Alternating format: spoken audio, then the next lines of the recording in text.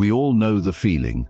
The pressure starts building up, and stress feels inevitable. Maybe it's an upcoming challenge, a difficult conversation, or just the weight of everything piling on at once. You can't avoid stress, but you can control how you respond to it. Imagine if, instead of panicking, you could stay calm, focused, and in control, even when stress is right around the corner. Sounds impossible. It's not. In fact, with the right approach, staying calm during stressful moments is not only possible, it's something you can train yourself to do every single day. This audiobook is all about helping you stay calm when you know stress is coming. We'll explore practical strategies you can start using today to manage your reactions, maintain clarity, and move through stressful situations with confidence. Whether you're facing a deadline, a tough decision, or simply the overwhelming pressure of life, you'll learn how to handle it without losing your focus or your peace of mind. By the end of this video, you'll walk away with actionable advice you can apply the next time you feel the stress creeping in. You don't have to let stress control your life. Let's take control of it together. Stick around and let's dive in. Chapter 1. Train your mind to slow down your reactions. There's a moment between what happens to you and how you respond. In that space lies your power. It's a quiet space. Most people never notice it. They rush past it, caught up in emotion, habit, and impulse. But if you want to stay calm when stress is staring you in the face, you need to find that space. You need to stretch it out. You need to train your mind to slow down your reactions. Because that's where real strength lives. Every time life throws something at you, an insult, a delay, a problem, a setback, your mind races, your body tightens, your breathing speeds up. Before you've even thought it through, you're already reacting. Maybe you say something sharp, maybe you panic, maybe you shut down. And then later, when things calm down, you think, why did I react like that? That moment right there is the key. The mind reacts faster than you can think, and if you don't train it, it'll run the show without your permission. Slowing down your reactions doesn't mean becoming passive. It doesn't mean you ignore problems or pretend things don't bother you. It means you give yourself the power to choose. It means when stress rises, you stay centered. You act with intention, not impulse. And this isn't something that just happens one day. It's something you build, like a muscle, like discipline, like character. To train your mind, you must first understand its nature. The mind is always searching for threats. It's wired for survival. That's why your first reaction to stress is usually defensive. Your brain is trying to protect you, even if it doesn't know how. So it reacts fast. It sees something it doesn't like, and it fires off an emotional response: anger, fear, anxiety, defensiveness. And if you don't catch it, that emotion drives your behavior. But what if you could pause before it takes over? Start by noticing. The next time you feel triggered, when your heart beats faster, when your hands tighten, when your thoughts speed up, notice it. Just that. Pay attention to what's happening in your body and in your mind. That simple awareness is the beginning of mastery, because you can't change what you don't notice. Next, breathe. Not deep meditation or some complicated technique. Just breathe. Slowly and deliberately. When you inhale slowly through your nose and exhale through your mouth, you're telling your nervous system, I'm not in danger. It calms the body, and when the body calms, the mind follows. This short pause creates space, and in that space you can choose a better response. Start practicing in small moments. You don't need a crisis to train your mind. Use everyday stress: when someone cuts you off in traffic, when your phone freezes, When someone speaks to you with a tone you don't like, these are opportunities. Instead of snapping back, hold the moment, feel the reaction rising, and don't move. Don't speak, don't let the feeling control you. Let it pass like a wave. And when it does, you'll find yourself in a position of power. You didn't react, you responded. That's how you begin to reshape your patterns. Every time you hold back from a fast reaction, your brain rewires. You're teaching it that you're in control now. Not your stress, not your habits, not your impulses. And with time it becomes natural. The things that once triggered you will still show up, but they won't own you. There will still be moments when you slip. That's part of growth. You're not aiming for perfection, you're aiming for progress. The more you practice, the more calm becomes your default. When someone insults you, instead of defending your ego, you'll hear the pain in their voice. When a plan falls apart, instead of spiraling, you'll look for the next best move. When the pressure rises, you'll take a breath, slow your thoughts, and act from clarity, not chaos. Slowing down your reactions also means becoming aware of your thoughts. Most people believe everything they think. That's the problem. Just because a thought shows up in your mind doesn't make it true or useful. You must learn to observe your thoughts like clouds passing in the sky. They're there, but they're not you. You can feel angry without becoming anger. You can feel stressed without letting stress make your choices. One powerful practice is to ask yourself simple questions in moments of stress. Is this worth my peace? What outcome do I really want? How will I feel about this tomorrow? These questions create space. They break the automatic reaction and shift you into reflection. From there you can choose a response that aligns with who you want to be. Sometimes the best way to slow down your reactions is to say nothing. Silence is a powerful tool. In the heat of the moment, silence gives you time to think. It gives the other person time to reflect too. And it protects your energy. You don't have to engage every time something pokes at you.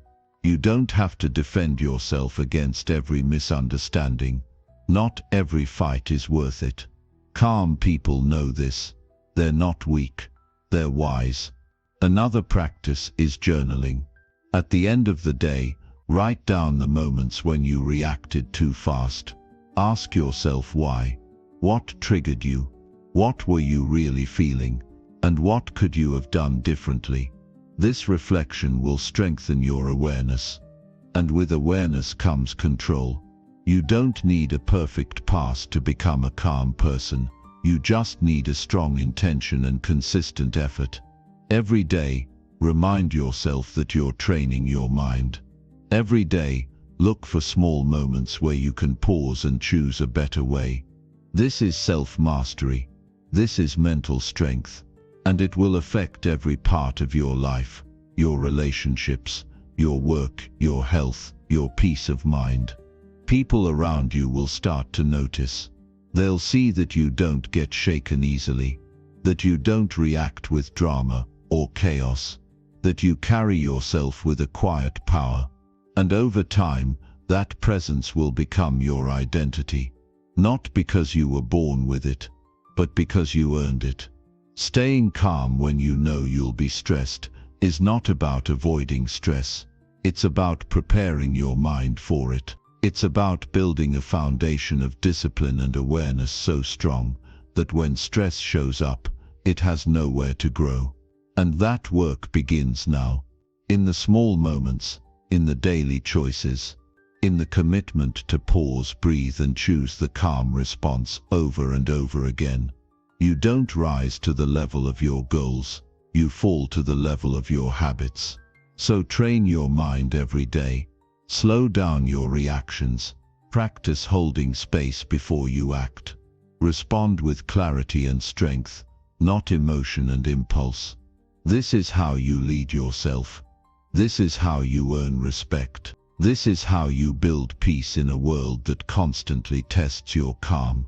That's your edge. That's your strength.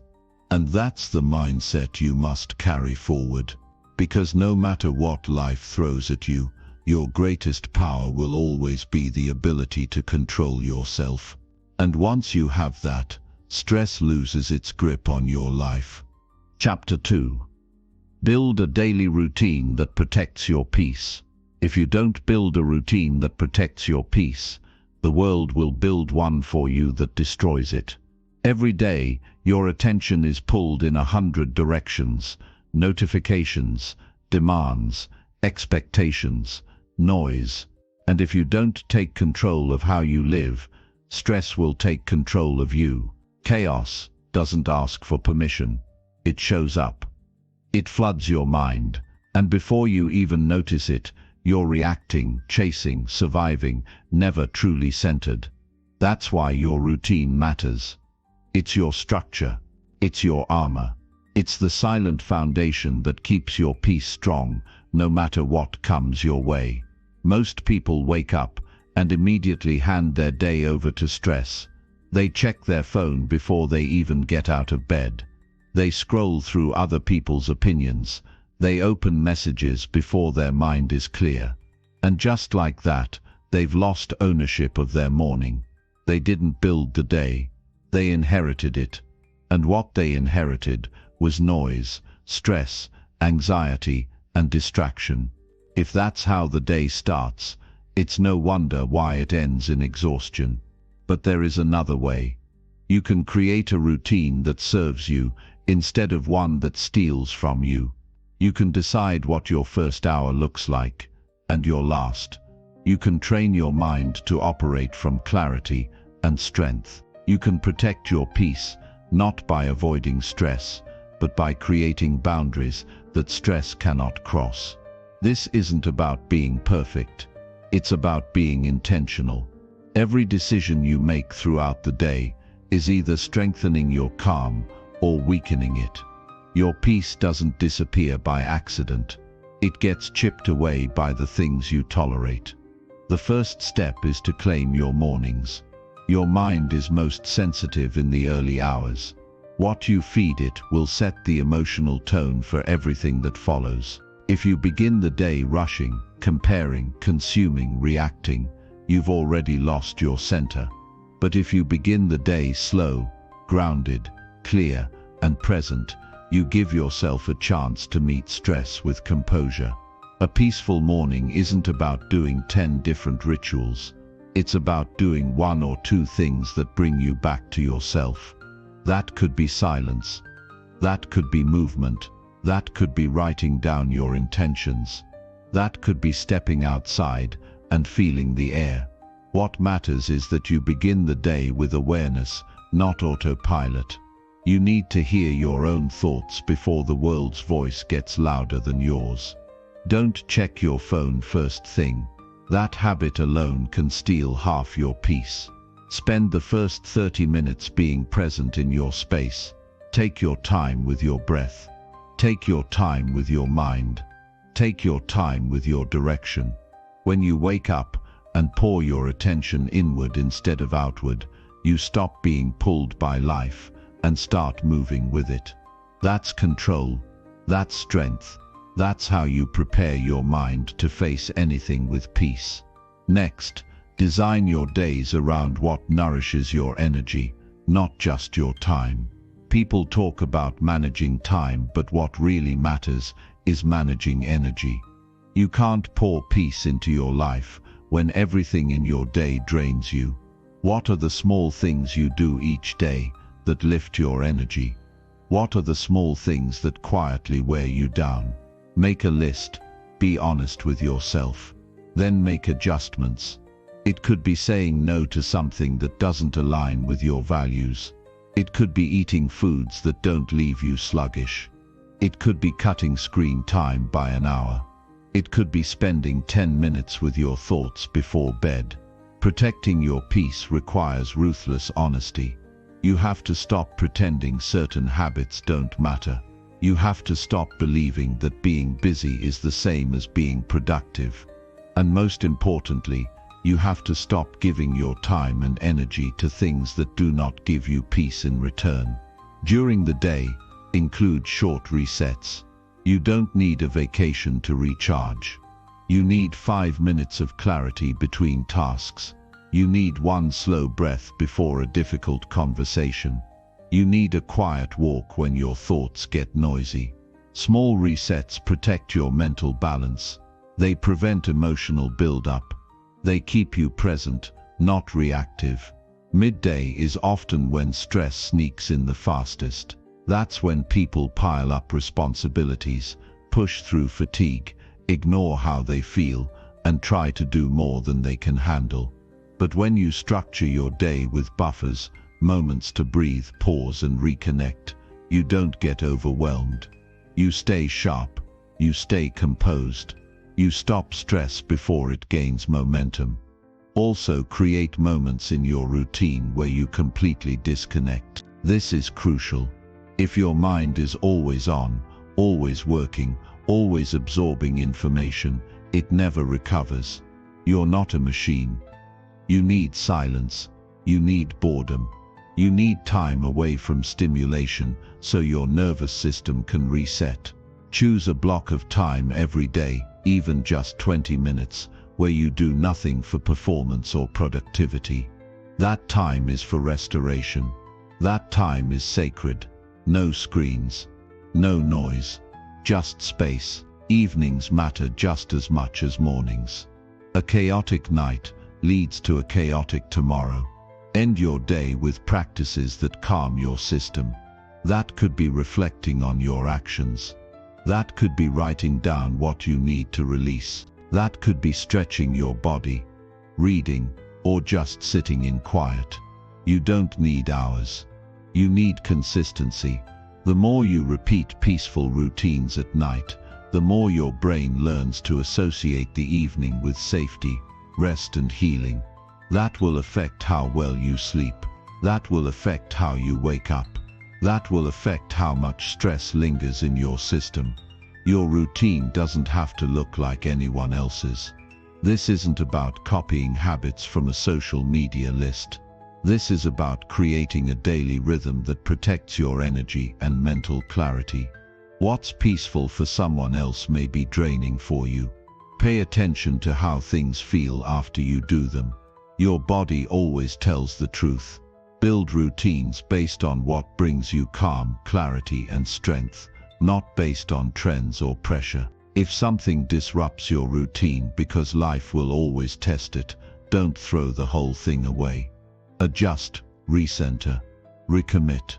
The purpose of a routine isn't perfection, it's direction, it's structure. It's a steady hand on the wheel. Some days you'll follow it closely, some days you'll fall off. That's okay. What matters is that you come back to it, again and again. That's how discipline is built. That's how peace becomes a habit. Your routine is a boundary, and boundaries protect everything that matters: your health, your focus, your time, your values. Without routine, you drift. You say yes too quickly. You react too emotionally. You burn out without understanding why. But when your day is built around stability, not chaos, you have room to think clearly. You make better decisions. You're not at the mercy of outside forces. You live on purpose. Peace isn't found in doing less. It's found in doing what matters most with full attention and full presence. You can have a full schedule and still feel calm if your routine is built on clarity, not confusion. Peace is the result of a life aligned with your values, guarded by your choices, and strengthened by your habits. When stress shows up, your routine becomes your anchor. It keeps you grounded. It reminds you who you are. You don't need to search for calm in the middle of chaos if you've already practiced it every day. That's the power of structure. It prepares you for the unpredictable by making peace a daily skill, not a rare state. Start small. Don't wait for the perfect plan. Begin with one peaceful habit in the morning and one at night. Add one short break in the middle of the day. That's it. Then build from there. As the days pass, those moments will add up. They'll build emotional strength. They'll sharpen your focus. They'll teach you to move through life with steadiness, not panic. Don't underestimate what small routines can do. Most people are looking for big answers when what they need is better habits. A peaceful mind isn't built in one decision. It's built in the daily rhythm of your life. Protect your peace like it's your most valuable asset, because it is. Without it, you can't think clearly, love deeply, or work effectively. With it, you can face anything. Every decision you make today can either bring you closer to peace or pull you further away. Choose wisely. Choose slowly. Choose deliberately. Because you're not just building a routine, you're building your life. And a life built on peace will always stand strong, no matter what pressure comes your way. Chapter 3. Practice deep breathing to control your inner storm. When your world feels like it's crashing down, when everything moves too fast and your thoughts spiral out of control, the most powerful thing you can do is something you've been doing since the day you were born.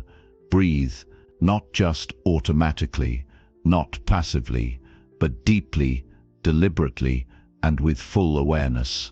Because in the middle of any inner storm, the breath is your lifeline. It's the invisible force that anchors you when everything feels chaotic. It's the only tool you carry with you everywhere, silent, free, and capable of shifting your entire state of being within seconds.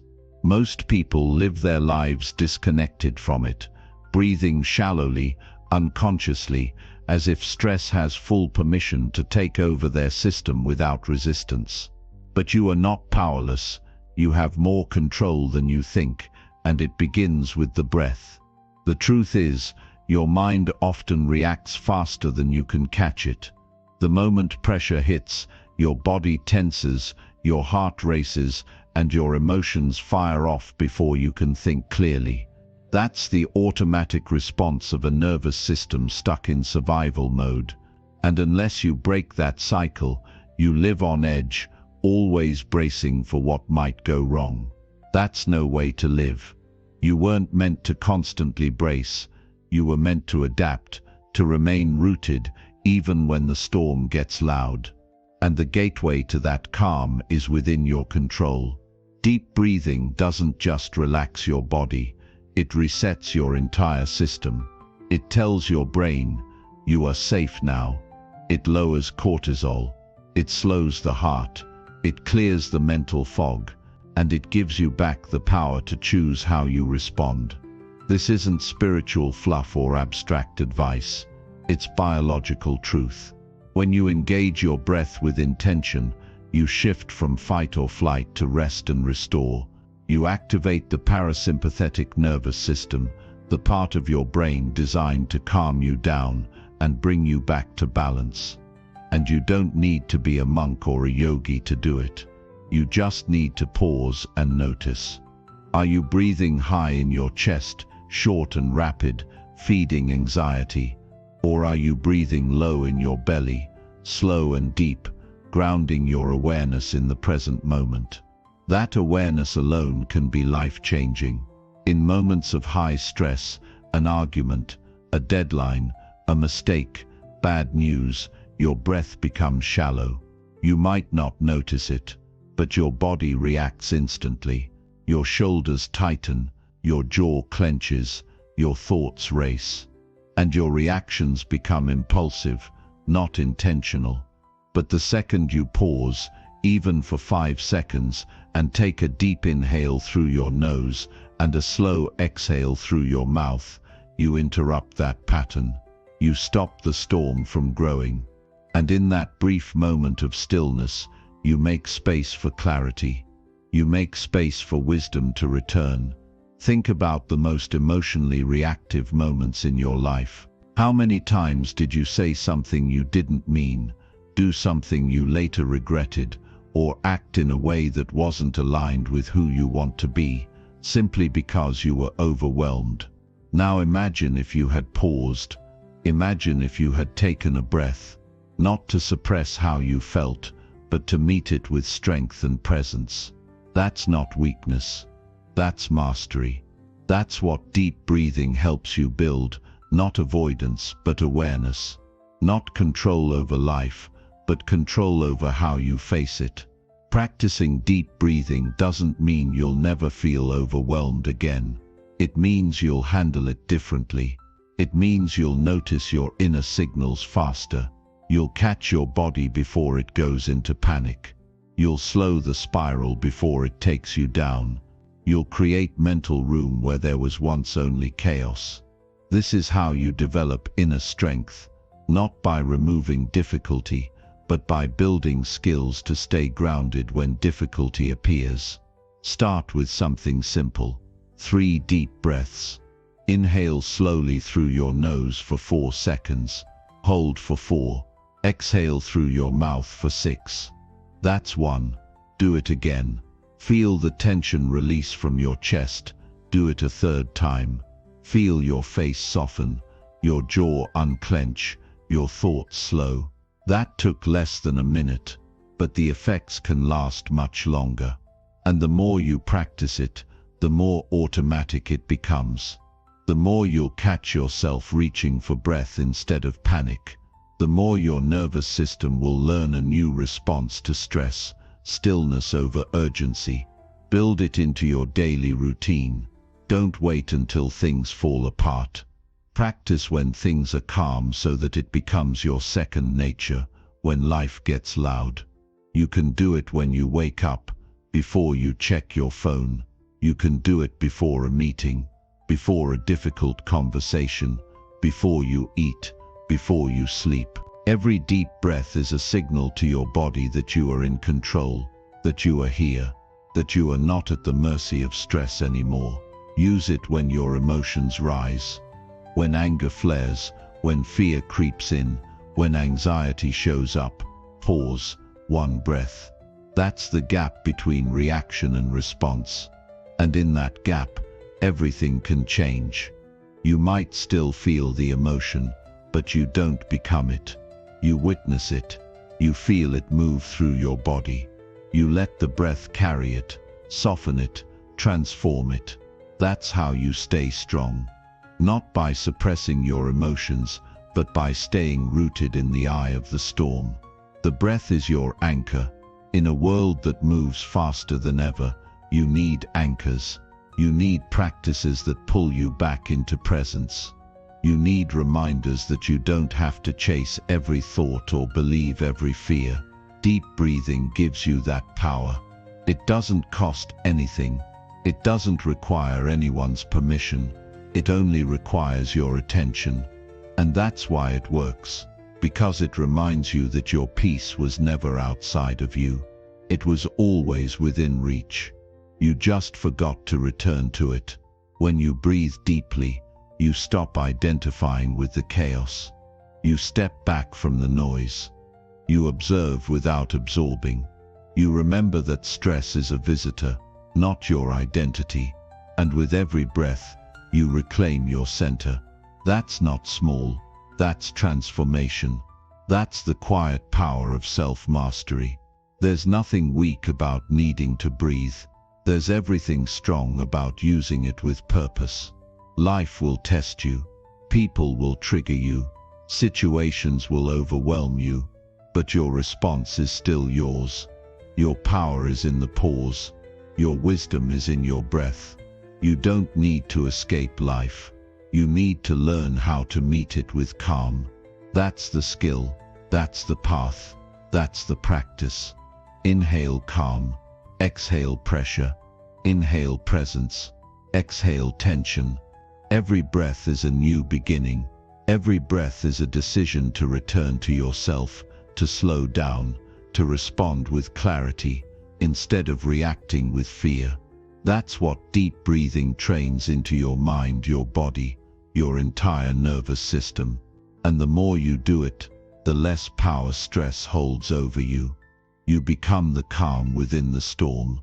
You stop waiting for life to be easier and start building a mind that stays strong no matter what. You stop running from emotions and start using breath to guide yourself through them. You don't numb, you don't deny, you breathe and you rise. That's how you lead yourself through pressure. That's how you create space in your mind when everything feels tight. That's how you stay grounded in your highest self, even when everything else tries to pull you down. There will be days when you forget to breathe. There will be moments when the storm feels too loud. But the breath is always waiting. It never leaves you. It doesn't judge you. It doesn't rush you. It meets you exactly where you are and reminds you who you've always been, stronger than stress, wiser than emotion, more powerful than the noise around you.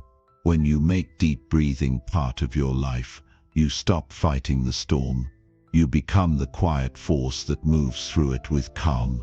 And that changes everything, not just how you handle stress, but how you live, with presence, with clarity, with power, and with peace that no chaos can shake. Chapter 4. Create mental space before stress takes over you. When you feel like you're one thought away from being overwhelmed, one word away from snapping, or one moment away from shutting down, what you need is not more to do. It's space, mental space. The kind that allows you to breathe before you speak, think before you act, and choose before you react. Because once stress takes over, once it hijacks your focus and locks up your mind, it becomes almost impossible to think clearly or act intentionally. But if you learn how to create that space ahead of time, if you build a mental buffer between you and the pressure, you stay in control. You don't get swept up in the chaos. You stand above it. Most people wait until their mind is flooded, until their emotions are loud and their thoughts are tangled, to try and find peace. But peace isn't something you find in the storm. It's something you build before it arrives. You don't wait to build a shelter when the rain starts pouring. You build it under clear skies. That's what mental space is. It's the shelter you construct through discipline, clarity, and boundaries, so that when the chaos knocks on your door, you're not scrambling to survive it. You're already prepared. You cannot think clearly when your mind is cluttered. Just like a desk covered in papers makes it hard to find one important document, a mind filled with noise makes it difficult to focus, decide, or reflect. And the truth is, we carry around way too much unnecessary mental baggage, unfinished conversations, future worries, imaginary outcomes, old resentments, daily distractions. All of it adds up. And if you don't clear it out regularly, it becomes a weight. It becomes a prison. That's why mental space isn't a luxury, it's a necessity. Without it, you live in reaction mode. With it, you live with purpose. Creating mental space means giving your mind permission to breathe. It means giving your attention a place to rest. It's choosing not to be busy for the sake of being busy. It's learning how to slow down the momentum of noise so you can actually hear your own thoughts. Not the surface thoughts, but the ones that tell you what's really going on inside. The ones that help you see the difference between what's urgent and what's important. The ones that keep you grounded in the present instead of pulled into imaginary futures or recycled pasts. You can start creating this space by protecting your attention. Every time you let your mind jump from one notification to another, from one task to another without pause, from one thought to another without reflection, you drain your focus. And when your focus is drained, stress slips in through the cracks. But when you guard your attention like your peace depends on it, because it does, you reduce those cracks. You reclaim your mind, you choose what gets your energy, and you say no to what doesn't serve you. Silence is one of the most powerful ways to create space. But in a world that moves fast and rewards noise, silence can feel uncomfortable at first. Still, you need it. You need moments where nothing is demanding your attention, where you can sit still, close your eyes and simply listen to yourself. No music, no scrolling, no distractions, just you, your breath, and the space between your thoughts. That's where the mental reset begins. That's where you start recognizing which thoughts are yours and which are just mental clutter picked up from the world around you. Another way to create space is through boundaries, firm, clear, and unapologetic. Boundaries are not walls to keep people out. They're filters that protect what matters most. When you say no to the unnecessary, you say yes to clarity. When you protect your mornings, your breaks, your alone time, you're not being selfish, you're being strategic. Because every minute you spend reacting to things that don't align with your peace is a minute stolen from what truly matters. So don't wait until you're burned out to start drawing the line. Do it early, do it often, and do it without guilt. Mental space also comes from processing, not avoiding. When you ignore what's weighing on you, when you pretend you're fine while carrying unspoken tension, you don't create space, you bury the mess, and buried stress doesn't go away. It leaks out in your mood, your energy, your focus. That's why it's important to create time to think, feel, and process. Journal, walk, reflect, speak it out loud if you need to. The goal isn't to fix everything at once, it's to release the pressure before it builds too high. That release is what clears space in your mind so you can think clearly again.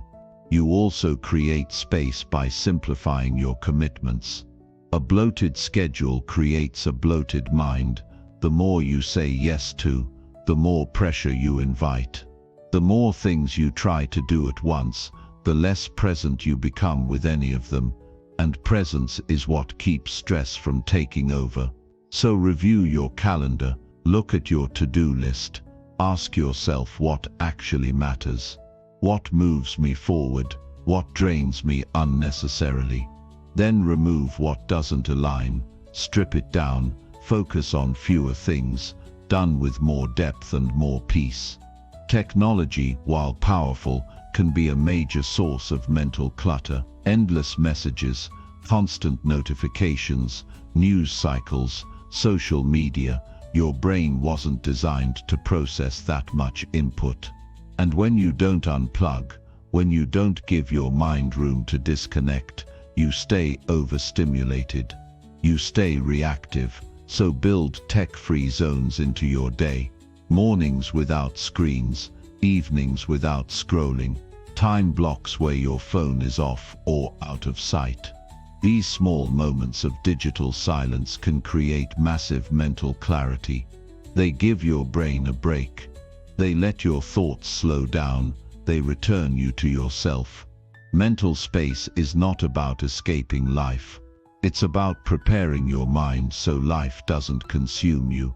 It's not about being unbothered. It's about being deeply anchored. It's knowing how to access peace no matter what's happening around you. And the more space you create, the more clearly you see. You notice the warning signs before burnout hits.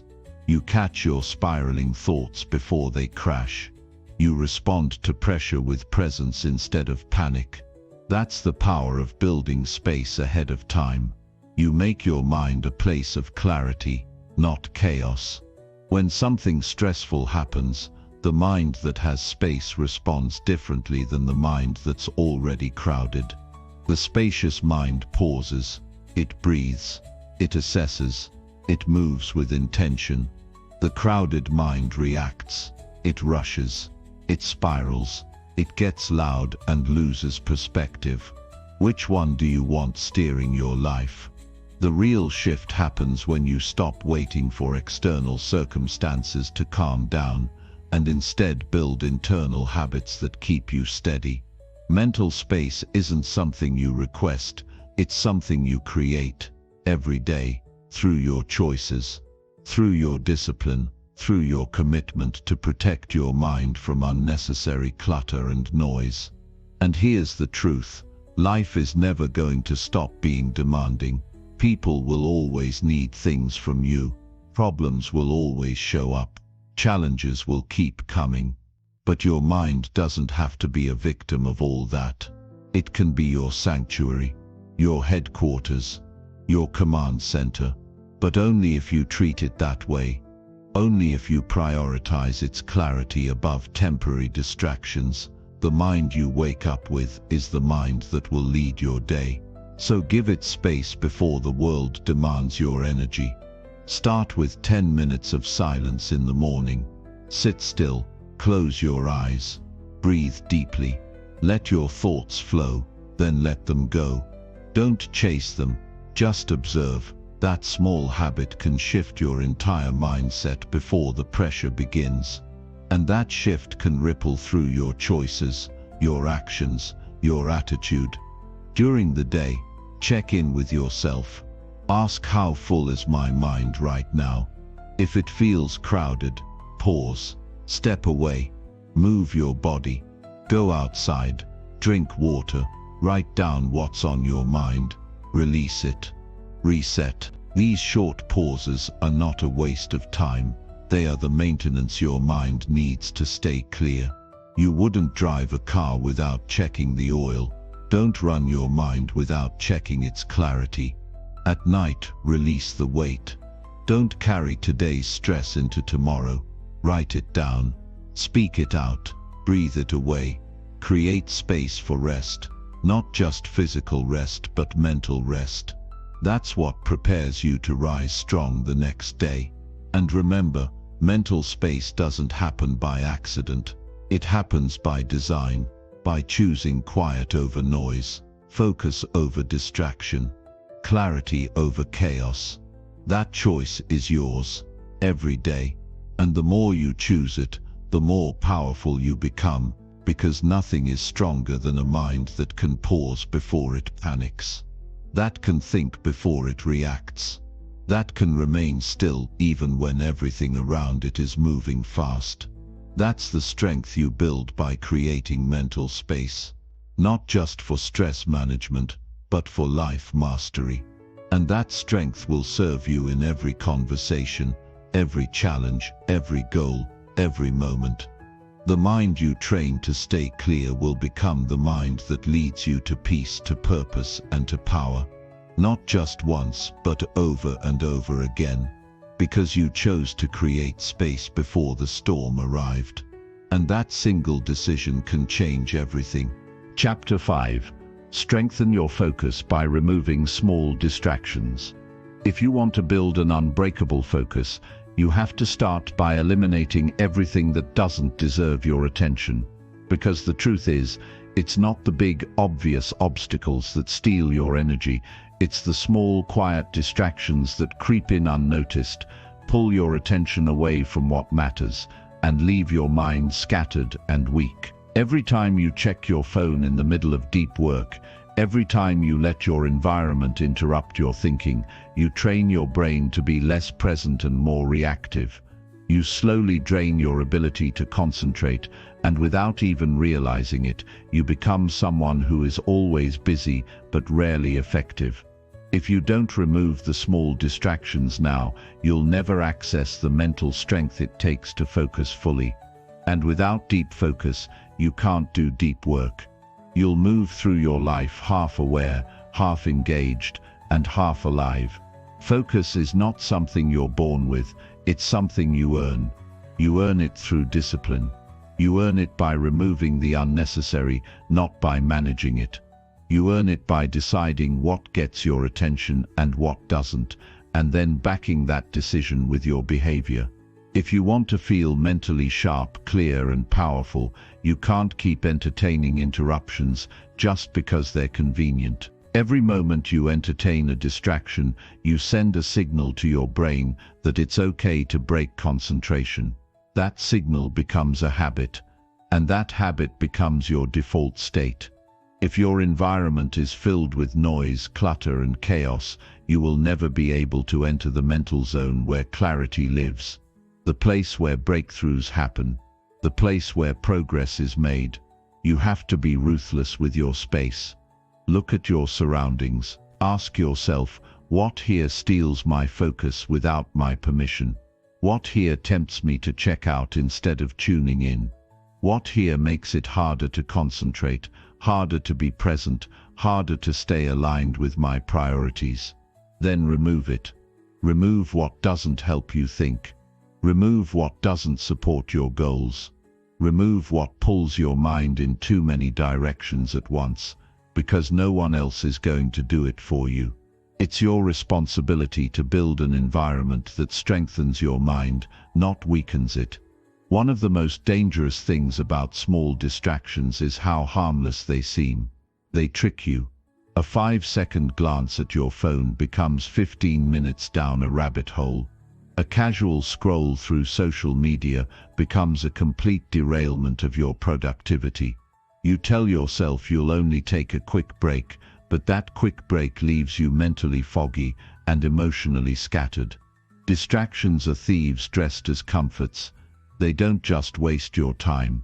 They damage your ability to focus when it really matters. And it's not just digital distractions, it's also those nagging thoughts you let linger in your head throughout the day. Unfinished tasks, random worries, conversations you keep replaying, little things you never dealt with that now take up space in your mind. These are mental distractions, and they are just as dangerous as the external ones. You have to learn how to clear them out. Write them down, handle them quickly, or deliberately set them aside. But don't let them run wild in your head while you're trying to focus. Because you can't do your best thinking when half your brain is busy chasing thoughts that don't belong there. If you want to be focused, you must live with intention. Start your day by deciding what matters. Pick one priority, just one. Then eliminate everything that tries to compete with it. Turn off the alerts. Close the extra tabs. Block the noise. The deeper you go into one task, the more powerful your thinking becomes. You begin to access the part of your mind that most people never reach. That's where clarity is born. That's where you feel fully alive, fully engaged, fully present. But you won't get there if you keep giving away pieces of your attention to meaningless interruptions. You have to train yourself to recognize the early signs of distraction before they take over. Distractions always start small. You glance at your inbox, even though you're not expecting anything important. You check a news update that has nothing to do with your goals. You allow someone to interrupt you mid-thought, and instead of protecting your focus, you welcome the distraction. That one decision resets your momentum. And once momentum is gone, it takes effort to regain it. But if you learn to catch the distraction at the door, to notice the urge to disengage and then stay locked in, you build a mind that doesn't flinch under pressure. You build a mind that stays strong, no matter what's happening around it. One of the best ways to eliminate small distractions is to manage your energy like it's sacred. Because it is. You only get a limited amount of willpower each day, and the more you waste it on things that don't matter, the less you have for the things that do. Protect your peak energy hours. Do your hardest work when your mind is strongest. Don't waste your best mental state on checking messages, reacting to notifications, or responding to low-value tasks. Use that time to move forward on the things that actually matter, the things that require your full brain. That's how you build strength, by using your energy where it counts and refusing to give it to things that don't deserve it. Sometimes, distraction hides itself as urgency. Not everything that feels urgent is important. Just because someone else thinks something needs your immediate attention doesn't mean it actually does. You must learn how to separate noise from necessity. Set specific times to check messages, emails and updates. Don't let them bleed into every corner of your day. You're not a machine. You're a human being who needs deep focus to create, to think, to solve, to grow. And the deeper you go, the more valuable your work becomes. But you can't go deep if your attention is always shallow. Even your thoughts need boundaries. If you allow your mind to wander into self-doubt, comparison, or negativity every time you feel resistance, you've given distraction an open invitation to stay. You have to discipline your mind just like you discipline your body. Train it to stay focused even when it gets uncomfortable. Train it to return to the present moment. Train it to silence the noise and choose the task. That's mental strength. And that strength isn't built in comfort, it's built every time you resist the urge to drift. Start small. Remove one distraction. Just one. Notice what changes. Maybe it's the habit of constantly checking your phone.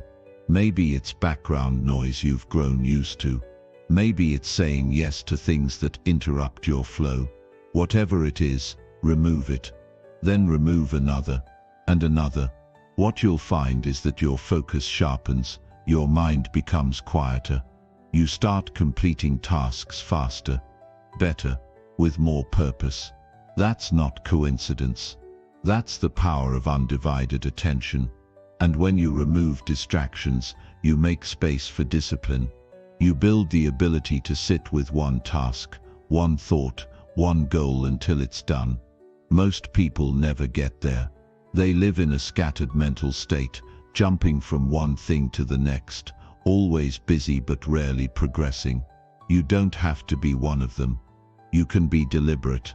You can train your mind to focus like a laser. You can decide that nothing will pull you away from your path, not noise, not temptation, not false urgency. That's the level of control most people only dream about. But it's available to you if you're willing to fight for it. The reward for removing small distractions is massive. You begin to trust yourself again. You stop feeling guilty about wasted time. You gain clarity about what truly matters. You build momentum that lasts. You create work that reflects the depth of your mind instead of the speed of your reactions. That's not just productive. That's powerful. That's rare. And in a world addicted to attention-grabbing, distraction-heavy behavior, being able to focus is a superpower. But it's not about being perfect. You will slip. You will catch yourself drifting. That's okay. What matters is that you come back. Again and again. You train the comeback. You make focus your default. Not because you force it, but because you've created a life where it becomes easier to stay locked in than it is to get distracted. That's what happens when you consistently remove what doesn't belong in your mind. So strip it all back. Eliminate the noise. Declutter your digital life. Organize your environment. Say no more often. Protect your mornings. Schedule your deep work. Create a routine that supports your ability to stay in control of your attention. Do it relentlessly, because every small distraction you eliminate is one more layer of strength added to your mind. And with enough layers, your focus becomes unshakable. You don't just get more done. You become someone who moves through life with clarity, power and direction. Someone who is no longer pulled around by the world but who leads from within it. That's who you're becoming, one distraction at a time. Chapter 6. Learn to respond instead of reacting to problems. If you want to stay in control of your life, you must master one essential shift. Stop reacting and start responding. Because the difference between people who crumble under pressure and those who rise above chaos is how they choose to handle problems when they show up. Reacting is impulsive, it's emotional, it's driven by fear, ego, and habit. Responding, on the other hand, is deliberate. It's rooted in awareness, it's guided by clarity, and that's what separates the strong from the scattered. The ability to pause, breathe, assess and act from intention, not emotion. You have to understand something powerful. Life is not going to stop throwing problems your way. Challenges will continue to show up. People will disappoint you. Unexpected situations will catch you off guard. But your job isn't to control everything outside of you. Your job is to master everything inside of you. When you react, you give away your power. You let the world control your mood, your words, your energy. When you respond, you take that power back. You don't become a puppet pulled by emotion. You become a leader, guided by wisdom. Every time something stressful happens, your nervous system wants to act fast. It wants to protect you. So you get triggered. You feel a rush of adrenaline. Your heart rate rises. Your thoughts speed up. And if you're not aware, that reaction becomes automatic. You yell. You panic. You shut down. Or worse, you make a decision that feels good in the moment, but destroys long-term peace. That's what reacting does. It hijacks your clarity. It overrides your discipline. And it traps you in patterns that keep repeating themselves. But here's the truth. You can train yourself to respond instead. You can build the muscle of emotional control.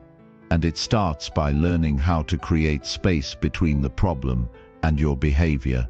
That space is everything. That space is where your power lives. In that space, you get to choose how you show up. You get to decide what version of yourself you bring to the moment. And when you start choosing your response, instead of reacting by default, you begin to transform your life from the inside out. Think about how many times you've made things worse just by reacting too fast. You misunderstood someone and snapped back. You got frustrated and gave up too soon. You let fear take over and avoided the challenge. These are not failures, they're wake-up calls. They are moments where you can learn to slow down, look within, and ask a better question. What's the response that aligns with my highest self? Not the most comfortable response, not the quickest one, the one that reflects strength, clarity, and control. You need to be more intentional with your energy. Not every situation deserves your emotional outburst. Not every person deserves a reaction. Some things just need your silence. Some problems just need your patience. And some storms pass faster when you don't add wind to them. You don't owe the world an immediate answer. You owe yourself peace. You owe yourself growth. And growth requires space. It requires that you observe your thoughts before believing them. That you watch your emotions without letting them lead the way. That you ground yourself before you move. Responding means you slow your mind before you act. It means you take a breath when pressure rises. It means you ask, what outcome do I want? And then move toward that, instead of feeding the fire of frustration. It's easy to yell. It's easy to panic. It's easy to lash out when you're hurt. But all that does is recycle pain. If you want to rise above the cycles that keep you stuck, you need to stop giving your emotions the steering wheel. You're not here to be ruled by reaction. You're here to rule your own mind. Some of the strongest people you'll ever meet don't show their strength by overpowering others. They show it by staying grounded, while others lose control. They speak with calm when things get loud. They stay clear when emotions rise. That's not weakness. That's mastery. And that mastery was built through years of choosing presence over panic. You can build it too. But you have to start small. Start by pausing when you feel triggered. Even just 5 seconds can interrupt the reaction. In that pause, breathe. Reset your nervous system. Ask yourself, is this how I want to respond? If the answer is no, choose differently. Every time you do that, you rewire your brain. You teach it that you're in control, not your impulses. You will be tested. Someone will say something that hits a nerve. Something unexpected will happen that throws off your plans. But you don't have to spiral. You don't have to match chaos with chaos. You don't have to become the storm to survive it. You can stay grounded. You can be still. You can make peace your priority, even when everything around you is shaking. This is the power of self-awareness. The more you understand your triggers, the easier it becomes to respond with clarity. Start paying attention to the situations that provoke you the most. What patterns do you see? What stories do you tell yourself in those moments? What fears get activated? And more importantly, what do you need in those moments that you're not giving yourself? Often, reacting is just a sign of unmet emotional needs. Learn to meet those needs yourself, and the urgency to react disappears. Responding requires emotional maturity. It requires that you stop blaming circumstances for your behavior, that you stop saying, "I couldn't help it," and start saying, "I chose differently." That shift is everything. It's the difference between being a victim of life and being the author of your own strength. The more you practice responding, the more respect you gain from others and from yourself.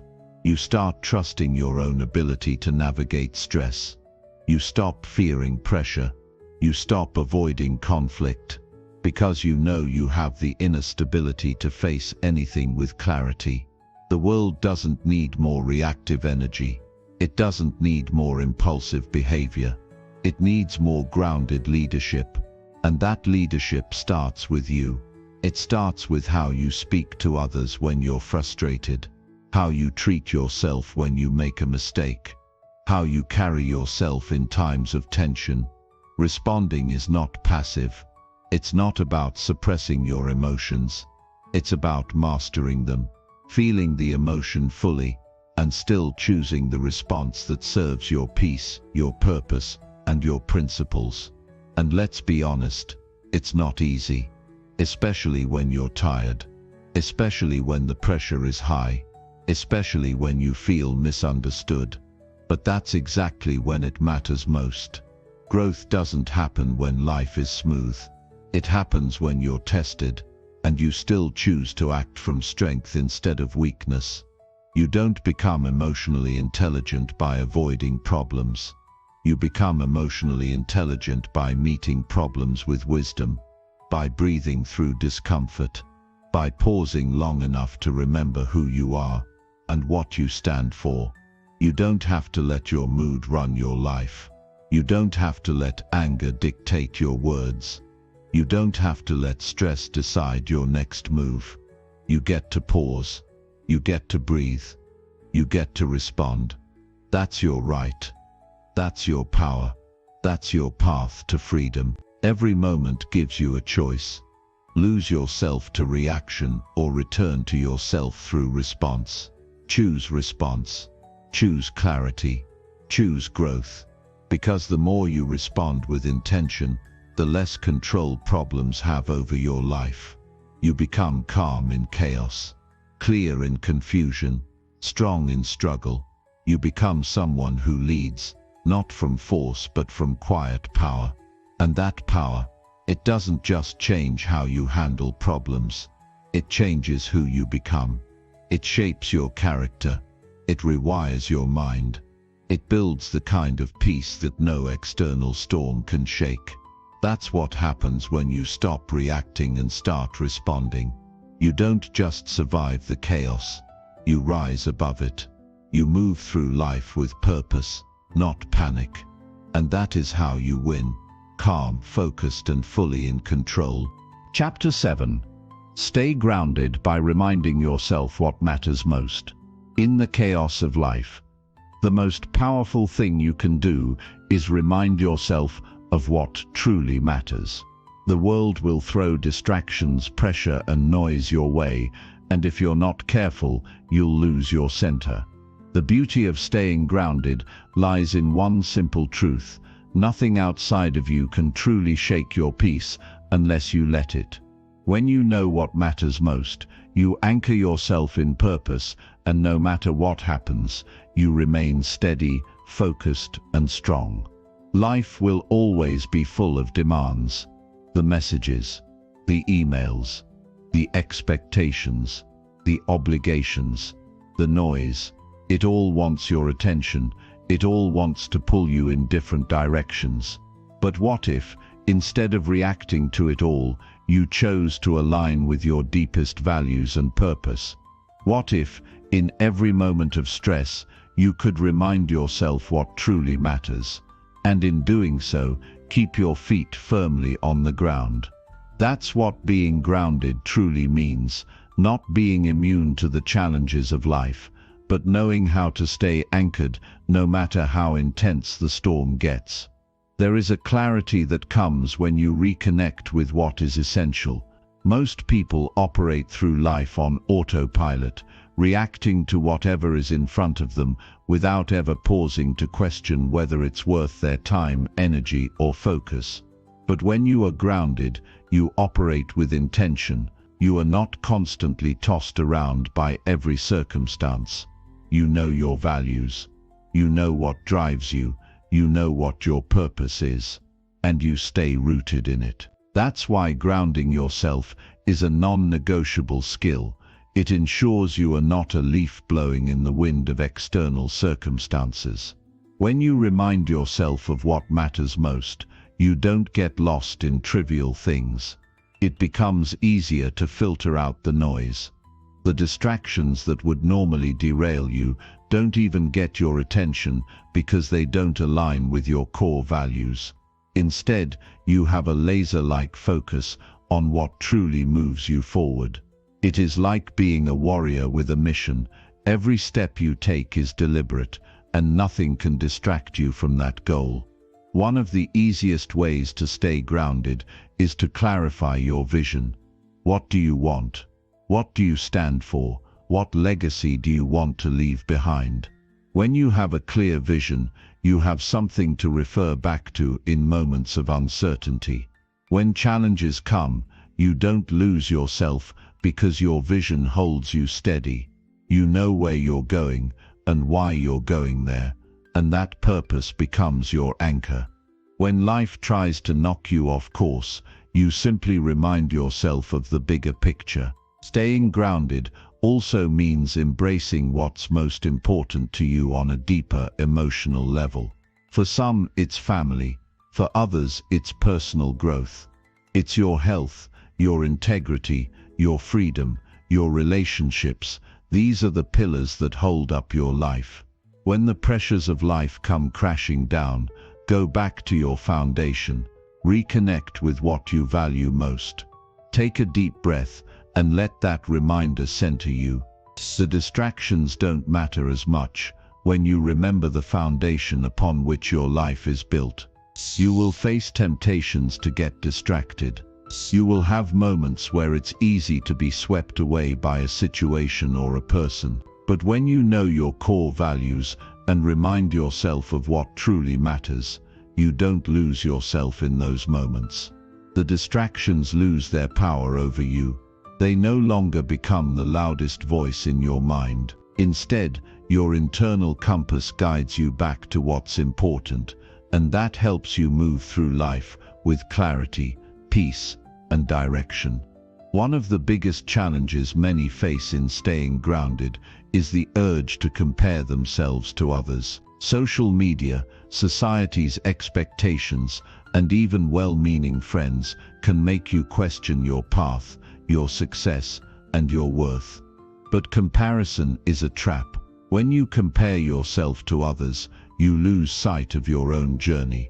You forget what matters most to you. You begin to measure your success by someone else's standards. That's why it's so important to stay grounded in your own values and purpose. Nobody can define your success but you.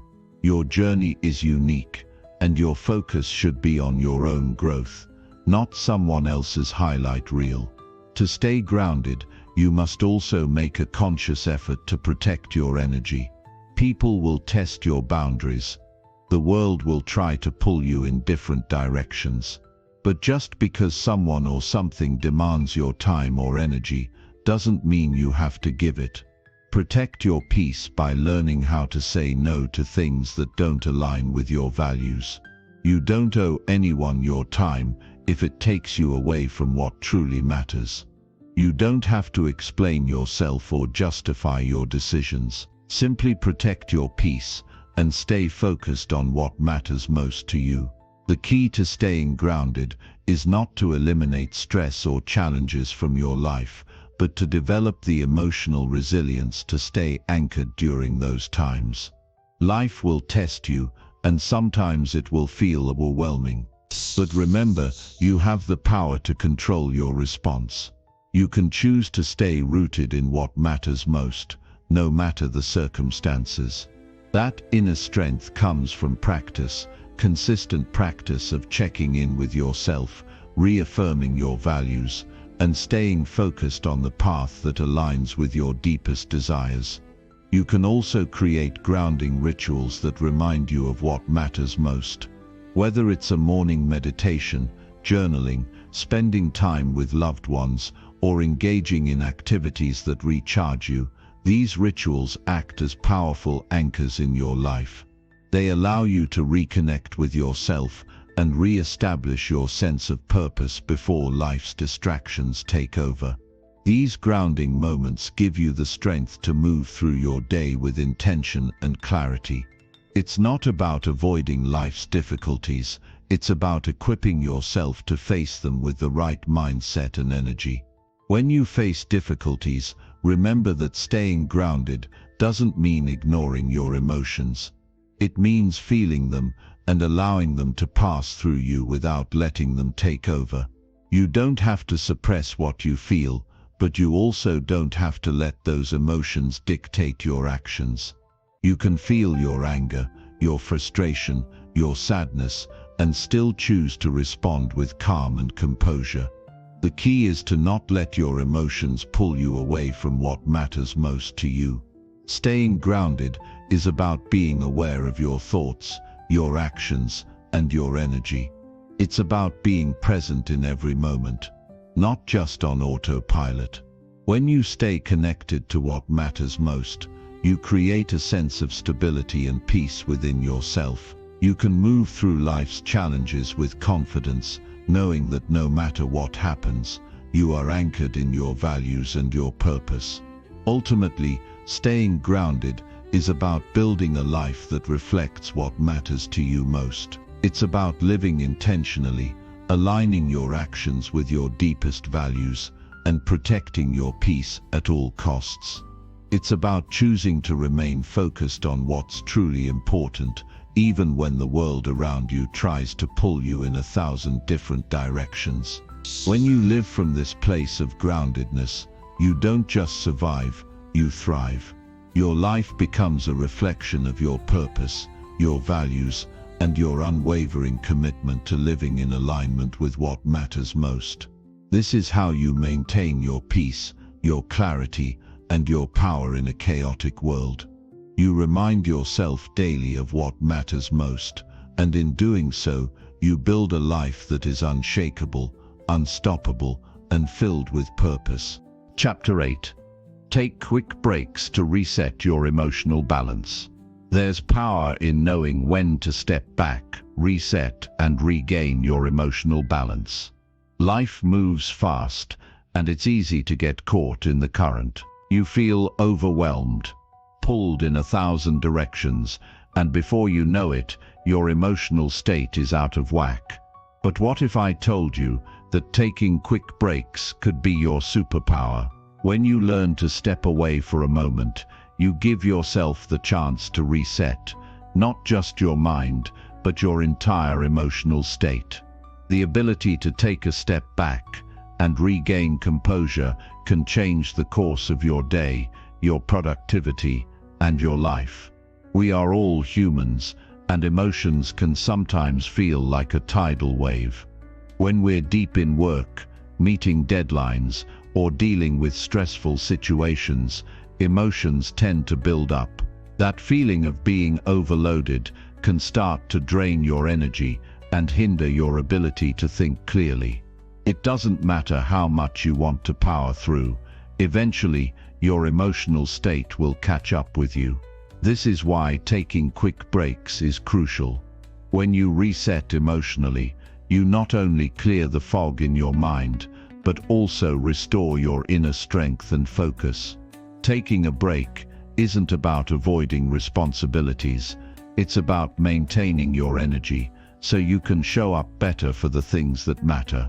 It's about recalibrating your emotions so they don't get in the way of your productivity or decision-making. Think of it like plugging your phone into a charger. When your energy is running low, you need to recharge, or else you'll burn out. Just like you wouldn't let your phone die completely, don't let your emotional battery drain to empty. When we are fully immersed in a task or under pressure, it's easy to forget to check in with ourselves. It's as if the stress has become part of who we are. But the truth is, your emotional state directly affects everything in your life, from the quality of your work to your relationships and even your physical well-being. If you allow yourself to stay emotionally drained or overwhelmed for too long, you'll only get more disconnected, more stressed, and more prone to making poor decisions. This is why taking quick breaks throughout the day is essential. It's a way of reminding yourself to stay grounded, to stay in control, and to avoid spiraling into emotional overwhelm. The beauty of these quick resets is that they don't need to be complicated or time-consuming. You don't have to take hours off to regain emotional clarity. You can step away for just a few minutes, take a breath, stretch your body, or engage in something simple that brings you peace. These small moments of pause allow you to reset and clear your mind. By doing so, you maintain your emotional balance, your energy, and your focus for the rest of the day. A simple break can be incredibly powerful. The key is to make it intentional. Don't just scroll through your phone or drown in distractions during your break. Use that time wisely. Whether it's taking a short walk, practicing deep breathing, doing some light stretching, or even stepping outside for a few moments of fresh air, your goal is to give yourself a moment of peace. When you return to your task, you'll feel recharged, refocused, and more capable of handling whatever comes next. This is about respecting your emotional boundaries. The world will try to take everything from you, your time, your focus, your energy. But when you take the time to reset and realign, you protect yourself. You protect your emotional health. You prevent burnout. Instead of reacting impulsively or becoming overwhelmed, you give yourself the space to regain perspective. When you return to the task at hand, you do so with a renewed sense of energy and purpose. There's a reason why some of the most successful people in the world swear by taking breaks throughout their day. It's because they understand the importance of emotional energy. They know that constant pressure can't sustain long-term success.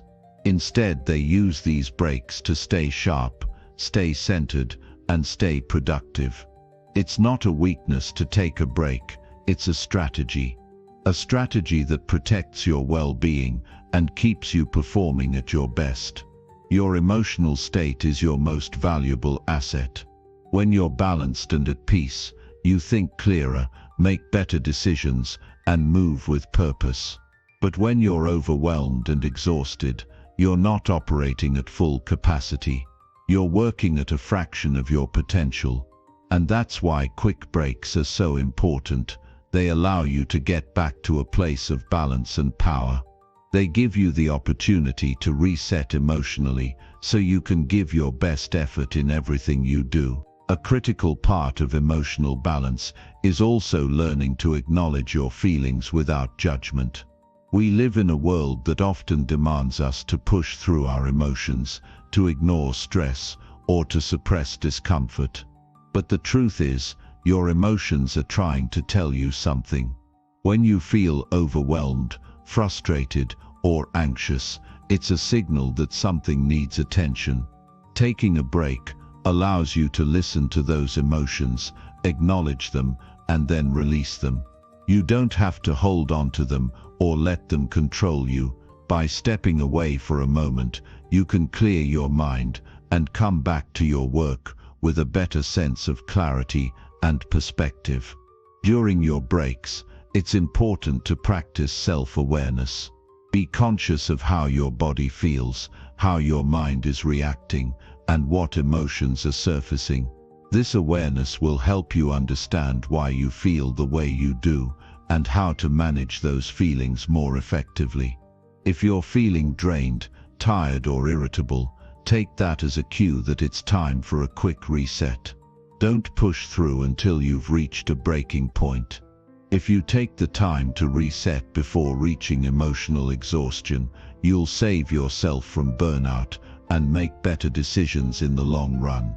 Taking quick breaks also helps you step out of the emotional patterns that can form when you're in a state of stress. It's easy to fall into negative thought cycles or start reacting impulsively when emotions are running high.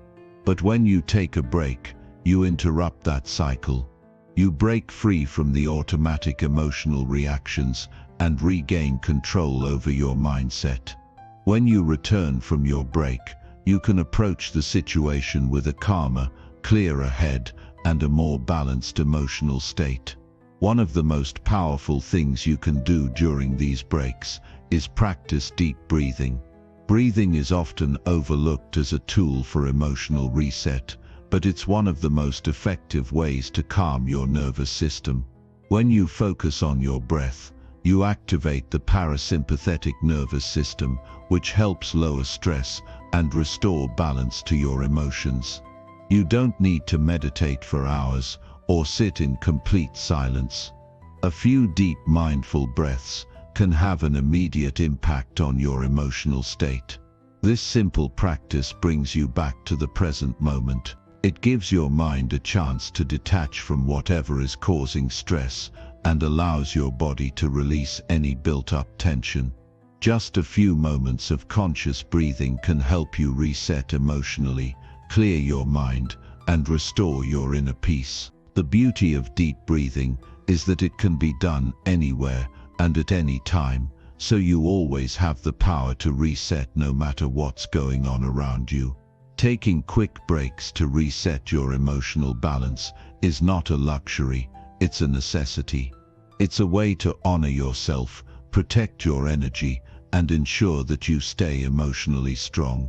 By making these breaks a regular part of your routine, you'll build resilience, clarity, and focus. You'll become better at managing stress and preventing burnout, allowing you to show up as your best self in every situation. It's time to start using the power of a simple break to reset, recharge, and keep your emotional balance intact. Chapter 9. Speak to yourself with patience and clear purpose. The words you speak to yourself shape the life you live. Make sure they're filled with patience, clarity, and purpose. What you tell yourself on a daily basis influences your thoughts, your emotions, and ultimately your actions. The power of self-talk cannot be overstated. It is not just a passive activity, it is a powerful tool that can either build or destroy.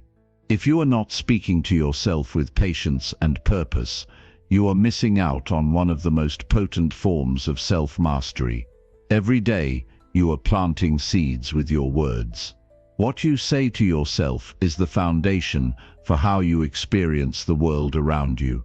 When we speak to ourselves with impatience, self-doubt, or criticism, we create barriers that hinder our progress. We start to believe the negative narrative we tell ourselves, and in doing so, we reinforce the idea that we are incapable or undeserving of success. This cycle of negative self-talk can make us feel like we're stuck, like we are fighting against an invisible force, and in many cases, it can paralyze us. But the truth is, We have the power to change this narrative. By learning to speak to ourselves with patience and purpose, we can break free from this cycle and shift our mindset to one of empowerment, possibility, and resilience. Speaking to yourself with patience means recognizing that you are human and that growth takes time. In a world that demands instant results, it's easy to become frustrated when things don't happen right away. But patience is not about sitting back and waiting for things to fall into place. It's about understanding that success and personal growth are journeys, not destinations. When you speak to yourself with patience, you acknowledge that progress takes time, that setbacks are part of the process, and that you don't need to have everything figured out right this second. Patience allows you to show up for yourself every day, even when the path seems unclear or the progress feels slow. It helps you stay grounded in the present moment, trusting that your efforts will pay off in the long run. Speaking to yourself with purpose means being intentional with your words.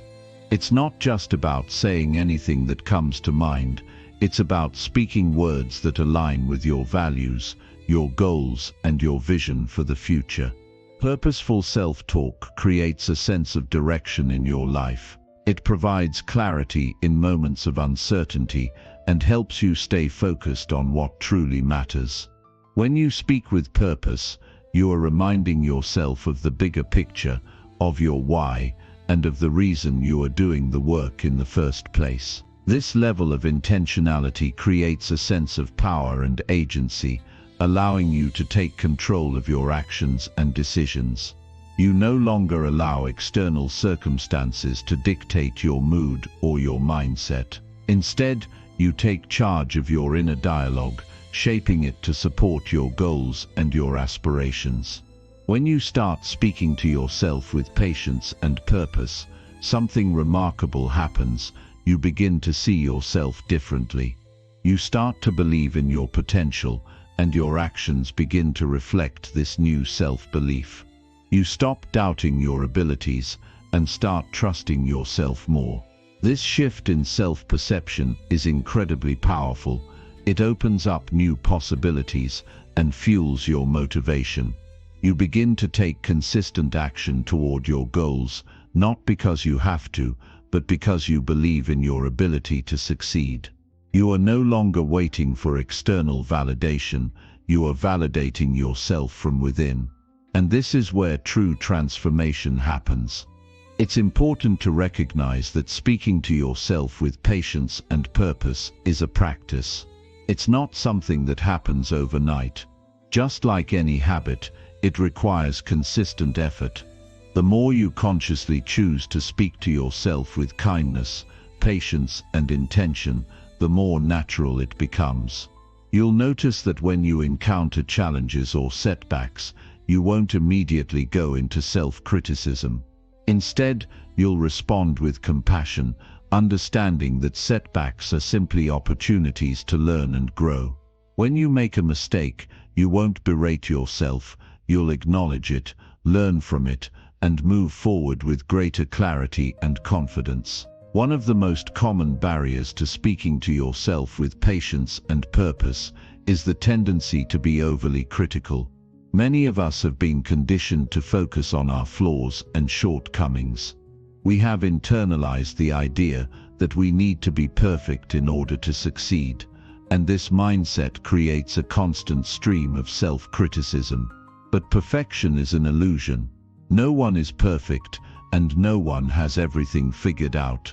When you speak to yourself with patience, you accept that you are a work in progress. You give yourself permission to make mistakes, to learn, and to grow. You stop expecting perfection and start focusing on progress. This shift in mindset can be incredibly liberating. It removes the pressure and allows you to move forward with greater ease and self-compassion. Patience also plays a crucial role in how you handle challenges and obstacles. Life is full of ups and downs, and it's easy to become frustrated when things don't go according to plan. But when you speak to yourself with patience, You recognize that setbacks are a natural part of the journey. They are not signs of failure, but rather opportunities for growth and learning. Patience helps you stay calm in the face of adversity, allowing you to approach problems with a clear mind and a positive attitude. Instead of reacting impulsively or giving up, you respond with a sense of purpose and determination. You understand that challenges are not obstacles to your success, they are part of the process. Another key aspect of speaking to yourself with patience and purpose is understanding the power of language. The words you use can either empower you or hold you back. If you constantly tell yourself that you're not good enough or that you'll never succeed, you are reinforcing a negative mindset. But when you choose to speak words that are empowering, positive, and aligned with your goals, you start to create a new reality. The language you use shapes your perception of yourself and the world around you. It determines how you approach challenges, how you handle adversity, and how you view your own potential. If you want to create lasting change in your life, start by changing the way you talk to yourself. Speak with patience, speak with purpose, and speak with confidence. Speaking to yourself with patience and purpose also involves being mindful of your thoughts. The way you think about yourself has a profound impact on the way you speak to yourself. If you constantly engage in negative self-talk, it becomes easy to fall into a pattern of impatience and frustration. But when you challenge negative thoughts and replace them with positive affirmations, you start to change the narrative. You become more patient with yourself, more accepting of your imperfections, and more focused on the progress you're making. The key is to be aware of your thoughts and to intentionally choose to speak to yourself with kindness and patience, even when it feels difficult. This practice takes time, but the more you commit to it, the more natural it becomes. As you continue to speak to yourself with patience and purpose, you will notice a shift in your overall mindset. You will become more resilient, more confident, and more empowered. You will stop waiting for external validation and start recognizing your own worth. Your self-talk will no longer be a source of stress or frustration. It will become a tool for personal growth and success.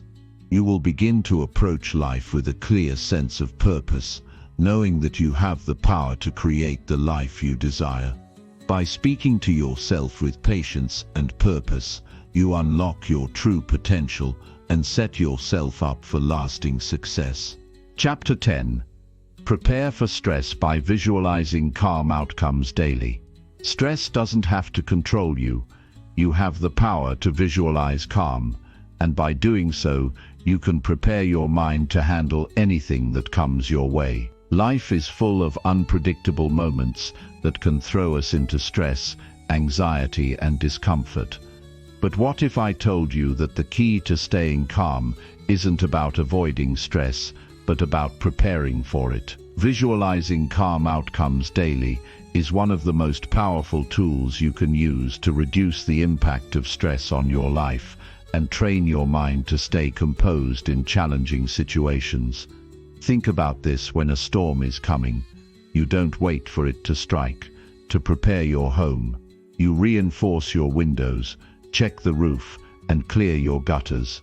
Similarly, your mind can be prepared for stress by intentionally creating moments of calm before the storm hits.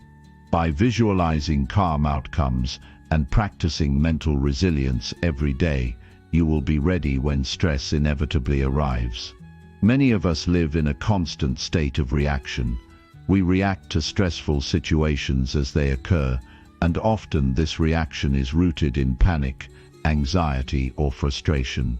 But by consistently practicing calm visualization, we train our minds to respond from a place of clarity rather than chaos. When stress arises, instead of being swept up in the whirlwind of emotions, we can remain grounded and composed, knowing that we've already rehearsed how to handle it in the calmest, most effective way possible. Start by creating a daily practice of visualizing calm outcomes in any situation that typically causes you stress.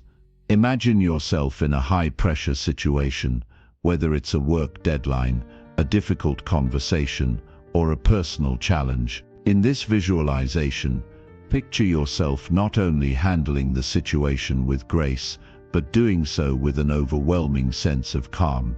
Visualize the entire scenario playing out smoothly and focus on the emotions you experience during this process. Feel the confidence, the clarity, and the ease as you navigate the stressor. The key here is not just to imagine success, but to immerse yourself in the feeling of peace that accompanies it. Visualization is incredibly powerful because it allows us to mentally rehearse situations before they happen.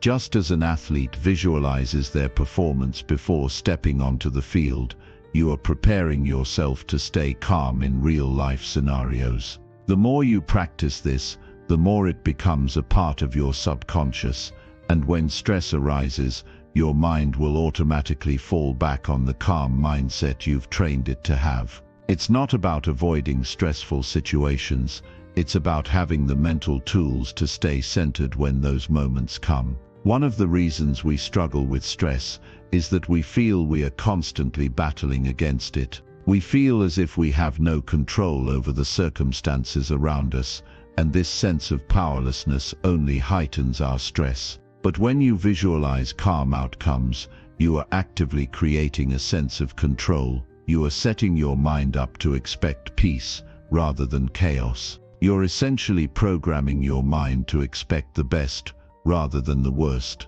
This shift in perception not only reduces your stress levels, but also helps you approach challenges with a sense of confidence and calmness. Another powerful aspect of visualizing calm outcomes is that it helps to retrain your body's physiological response to stress. When you imagine yourself in a stressful situation and handle it calmly, your body begins to associate that situation with relaxation, not anxiety. This process starts to rewire your nervous system, helping you to stay calm in real-world stresses without the overwhelming physical reactions like increased heart rate or shallow breathing. Over time, this rewiring of your body's response allows you to maintain a steady, composed state even in the most difficult of circumstances. Visualization doesn't just prepare you for big stresses, it can be a daily practice to calm your mind and set a peaceful tone for your day.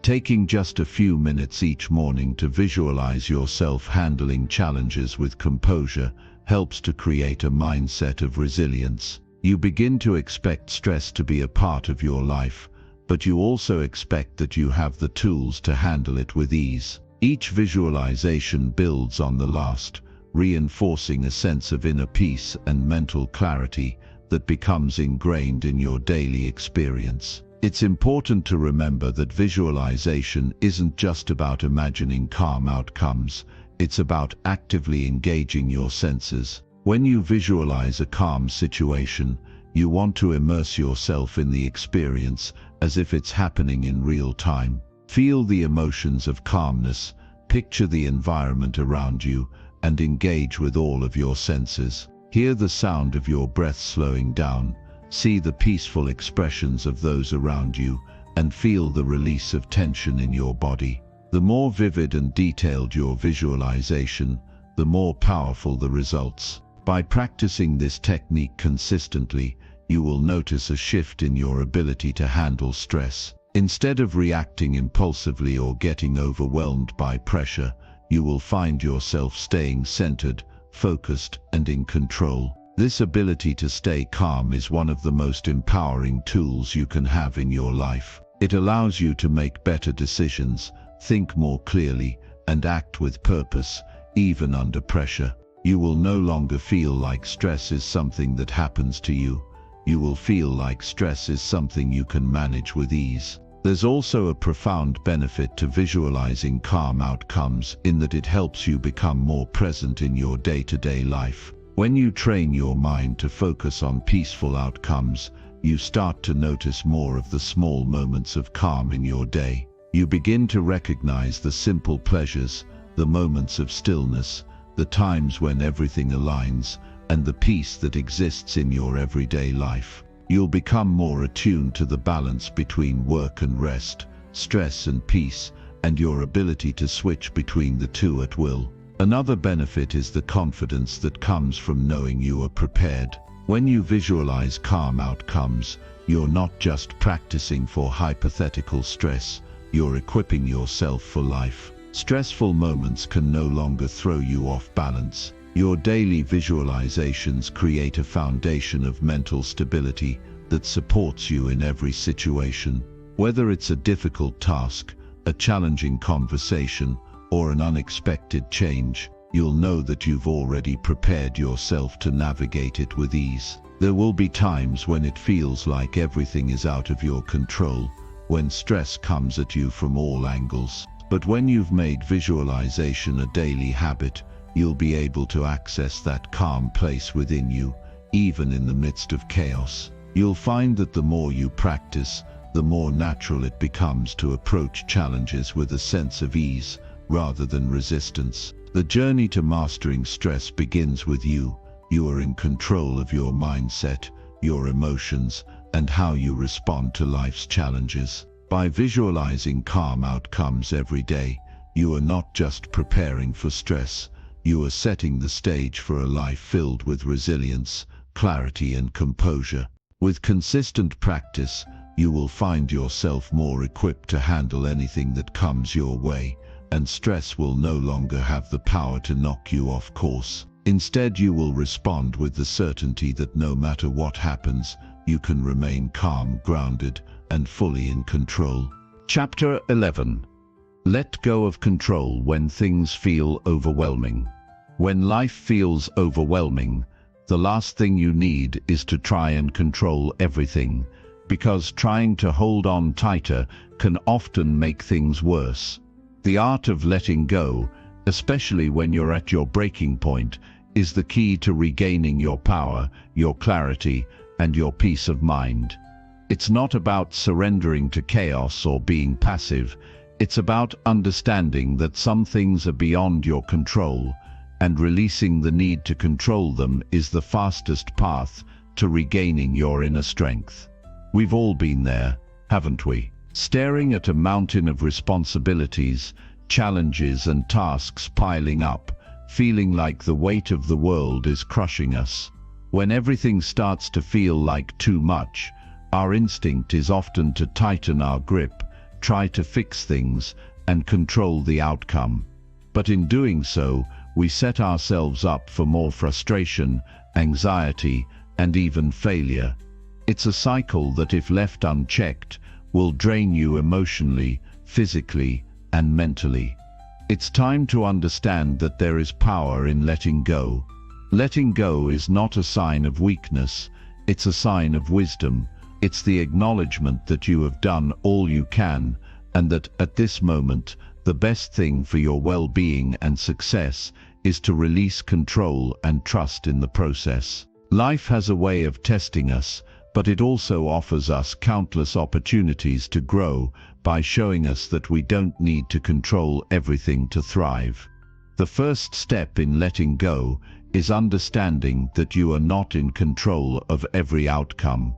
You cannot control other people's actions, the timing of your success, or the unexpected events that happen in life. What you can control, however, is how you respond to those events. Trying to micromanage every detail, every situation, and every outcome only adds layers of stress to your life. But when you release the need to control, you free up emotional energy, which can then be focused on how you respond in a healthy, empowered way. The act of letting go doesn't mean you stop caring or giving up. It simply means that you're choosing to release the burden of unnecessary worry. We spend so much time trying to anticipate what could go wrong, trying to predict outcomes, trying to hold everything together. But in doing so, we exhaust ourselves. The energy we could have spent on taking action, being creative, or staying focused on the present moment gets drained by the worry about the future. Think about it. The more we try to control, the more we end up feeling overwhelmed. And when we feel overwhelmed, our thinking becomes clouded and our decision-making suffers. It's a downward spiral. But when you let go of the need for control, you can regain your clarity and make better decisions from a place of calm. This concept of letting go also ties into the power of trust. Trust in yourself, trust in the process, and trust that you have the ability to navigate any storm that comes your way. By releasing the need for control, you open yourself up to trusting that things will unfold as they are meant to. Trusting the timing of your life is a powerful act. It gives you peace of mind, and it allows you to stop obsessing over things you can't change. So how do you begin to let go when you feel overwhelmed? Start by acknowledging that it's okay not to have everything figured out. Life isn't a checklist, it's a journey, and the only way to truly progress is by accepting that not everything will go according to plan. In fact, the most successful and resilient people are often those who are most willing to embrace uncertainty because they know that in time they will be able to handle whatever comes their way. Start by focusing on what you can control in the present moment. Instead of trying to solve every problem all at once, break it down. What can you do right now, today, that will move you in the right direction? What's one small action you can take? Focusing on one step at a time takes the pressure off the need to have all the answers, and it allows you to experience progress without feeling like you're drowning in to-dos. Another powerful way to release control is by learning to delegate. You don't have to do everything yourself. If you're feeling overwhelmed, ask for help. Whether it's at work, with family responsibilities, or in your personal life, delegation is an essential skill. It's a form of trust in others' abilities, and trust that you don't need to carry the weight of the world alone. Letting go of control means understanding that you don't need to be the one to handle everything. By asking for help, you create space for others to shine and for you to reset. Letting go also requires you to cultivate patience. When you're overwhelmed, it's easy to want immediate results, immediate relief, and immediate solutions. But real growth and progress take time.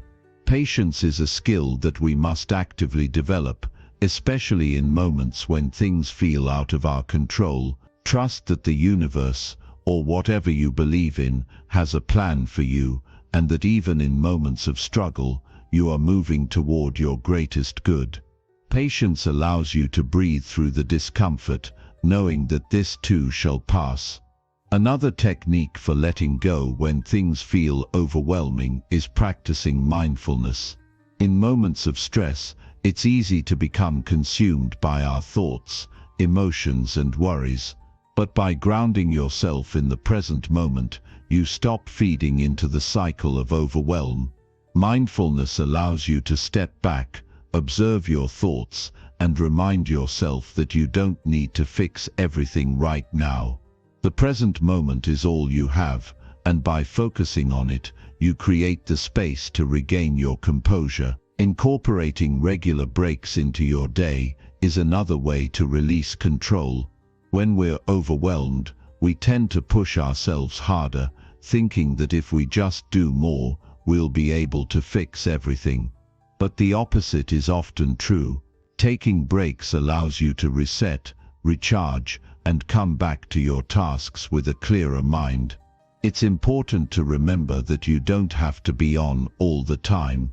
The most effective, productive, and resilient people know the value of rest and give themselves permission to step away when needed. Letting go also requires you to release judgment, both of yourself and others. We often create overwhelm by holding ourselves to unrealistic standards or by trying to control how others act or behave.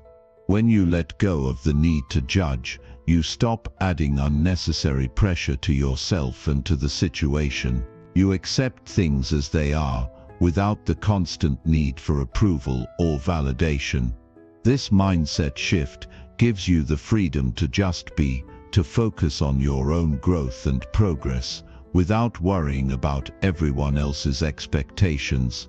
Ultimately, letting go when things feel overwhelming is about reclaiming your peace and your power. It's about giving yourself the permission to stop fighting against life and to trust in the process. When you do this, you create space for solutions, for creativity, for clarity, and for growth. You begin to understand that stress and overwhelm are temporary, and that by releasing control, you allow yourself to access a deeper sense of strength and resilience that will carry you through any challenge. Remember, letting go is not about quitting or giving up. It's about choosing to move forward with clarity, knowing that you can handle anything that comes your way without the need for constant control. Embrace the power of letting go and watch as your life becomes a little lighter, a little more focused, and a whole lot more peaceful. Chapter 12. Build self-trust by keeping promises to yourself.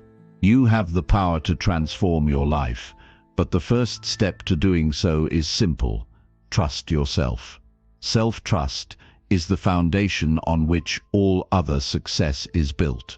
If you cannot trust your own word, your actions, or your decisions, then you're living with a constant doubt that weakens your potential. When you consistently keep promises to yourself, you send a powerful message to your mind and body that you are reliable, that you are capable, and that you are worthy of success. In fact, every promise you keep is a brick in the wall of self-trust that supports your mental and emotional strength. The most important relationship you have is the one with yourself. Think about it. Every time you make a promise to yourself and fail to keep it, you chip away at that trust. On the other hand, when you follow through with your commitments, no matter how small they may seem, you reinforce your integrity and grow stronger. Self-trust isn't something that happens overnight. It's built through consistent action. It's created by doing what you say you will do, day in and day out, regardless of the circumstances. The problem many people face is that they are quick to make promises, but slow to follow through. It's easy to say, "I'll start tomorrow," or "I'll do it later," but when you delay fulfilling your promises, you rob yourself of the opportunity to prove that you are someone who can be trusted. And the more you let yourself down, the less you begin to believe in your own capabilities. It's a vicious cycle that slowly erodes your confidence. So the question becomes, how do you begin to build that self-trust? The first and most powerful step is to make promises that you know you can keep. It's tempting to make grand, ambitious commitments to change your life, to become the person you've always dreamed of. But if those promises are unrealistic, you are setting yourself up for failure. When you create promises that you can actually fulfill, you are already on the path to success. Start small. Don't commit to a 3-hour workout session when you've never worked out before. Don't promise to write a 10,000-word essay when you've barely started writing. Instead, promise yourself something manageable. Promise that you'll do 10 push-ups today. Promise you'll write 500 words. When you meet those promises, you build trust in yourself. You prove to yourself that you can follow through. And that feeling of success builds momentum for even bigger promises. Another essential aspect of building self-trust is being kind to yourself when things don't go as planned. You will stumble, you will falter. That's part of being human. What matters most is how you handle those moments. If you're too hard on yourself when you don't follow through, you'll begin to view yourself as unreliable or incapable. This creates more self-doubt, making it harder to trust yourself next time. Instead, embrace failure as part of the process. Understand that life is unpredictable, and sometimes things will get in the way of your plans. When that happens, don't punish yourself, just pick yourself up, reframe the situation, and get back on track. Each time you do, you reinforce your self-trust. When you commit to something, no matter how small, you're giving yourself an opportunity to prove your reliability to yourself. This is crucial because self-trust is built through action, not just intention. We all know the difference between wanting to do something and actually doing it. Every time you follow through, you teach your mind and body that you're the kind of person who does what they say they will do. Over time, this will become your identity. You'll stop doubting your ability to follow through because you'll know that you can. But building self-trust isn't just about keeping promises, it's also about being honest with yourself. Honesty is a key component of trust. How often do you tell yourself things you don't fully believe? Maybe you promise yourself you'll work harder, but deep down, you know you're not committed. Maybe you tell yourself you'll stop procrastinating, but you keep finding excuses. If you're not being honest with yourself about what you truly want and what you're truly capable of, it will be nearly impossible to build trust. Being honest with yourself means accepting your limitations and acknowledging your weaknesses, but it also means recognizing your strengths and potential. When you are brutally honest with yourself about where you are and where you want to go, you can make more realistic promises that align with your true abilities. This authenticity allows you to take responsibility for your actions, and that responsibility is the cornerstone of self-trust. Self-trust is also about being consistent. You can't build trust with someone if they're unreliable or inconsistent, and that goes for you too. If you promise yourself to work on a project every day, but only do it sporadically, you're creating doubt in your own abilities. Consistency is key to proving to yourself that you are someone who can be trusted. But here's the thing, consistency doesn't mean perfection. It doesn't mean that you have to be perfect every single day. What matters is that you show up and do what you said you would do, even when you don't feel like it. Consistency means making the decision every day to honor the promises you've made, even when life gets busy, stressful, or difficult. Each time you do this, you prove to yourself that you are capable, and this reinforces your sense of self-worth and reliability. One of the biggest obstacles to building self-trust is fear. Fear of failure, fear of not being good enough, fear of not living up to expectations, but fear only weakens your ability to trust yourself. When you allow fear to dictate your actions, you limit your potential and avoid taking the necessary steps to fulfill your promises. Overcoming fear is an essential part of building self-trust, and it starts with taking action despite the fear. The more you take action in spite of fear, the more you will realize that you are stronger than you thought. To build self-trust, you also need to make a commitment to your long-term vision. It's easy to get sidetracked by distractions and short-term temptations, but staying focused on your long-term goals is crucial for building self-trust. Every time you prioritize what matters most to you, whether it's your health, your career, or your personal development, you send a message to yourself that you are worth the effort. Your future self will thank you for the promises you keep today. Lastly, it's important to celebrate your wins. Acknowledge when you've followed through on a promise. Recognize your accomplishments, no matter how small they may seem. When you celebrate your progress, you reinforce the belief that you are someone who can be trusted, and you motivate yourself to continue on the path toward growth. Building self-trust takes time, and it's a process that requires patience, consistency, and a willingness to be honest with yourself. But every promise you keep is a victory. Every small action that aligns with your commitments is a building block in the foundation of trust you are creating within yourself. And as you continue to honor your promises, you will find that self-doubt becomes a thing of the past. You will trust yourself more, believe in your abilities more, and achieve more than you ever thought possible. Keep your promises, and you will build a life that is rooted in the most powerful thing you can possess: self-trust. Chapter 13. Use your breath to anchor yourself in tough moments. In the midst of chaos, when the world feels overwhelming, there's one simple tool you have at your disposal: your breath. It's a tool that is always with you, and when used correctly, it has the power to ground you, calm your mind, and restore your focus. It is in these moments of intensity, when everything seems out of control, that you need to remember the strength that lies within you, the power of your own breath. Every stressful situation is an opportunity to control how you respond. Life will always throw challenges your way, but it's not what happens to you that defines your experience. It's how you choose to react.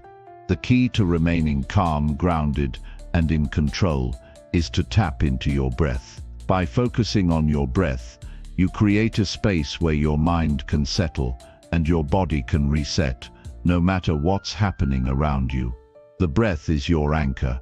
When things start to spiral and your thoughts begin to race, the breath is the one thing you can rely on. It is a natural, powerful force that connects your mind and body, and when you bring awareness to it, you regain a sense of control. Stress, anxiety, and overwhelm are all rooted in the mind, but by focusing on your breathing, you can step out of the whirlwind of thoughts and into a state of calm clarity. It's easy to forget how powerful the breath is, especially in moments of panic. When we're stressed, our breathing becomes shallow, fast, and erratic. We start to breathe from the chest rather than from the diaphragm, and this only amplifies the stress. The key is to break that pattern. The moment you notice your breath becoming shallow or fast, you've already identified an opportunity to take control. This is where the power of conscious breathing comes into play. Begin by taking a deep breath in, filling your lungs completely. Hold it for a brief moment, and then slowly exhale. The longer and more deliberate the exhale, the more it activates your body's relaxation response. By consciously breathing in this way, you activate the parasympathetic nervous system, which helps to lower your heart rate, reduce the production of stress hormones, and bring a sense of peace and calm to your mind. This is your body's natural reset button, and it's always available to you. One of the most effective breathing techniques to calm your mind in stressful situations is known as box breathing. Box breathing involves inhaling for a count of 4, holding your breath for 4 counts, exhaling for 4 counts, and then holding again for 4 counts. This simple rhythmic breathing pattern helps to balance your nervous system, reduce anxiety, and restore your sense of control in the moment.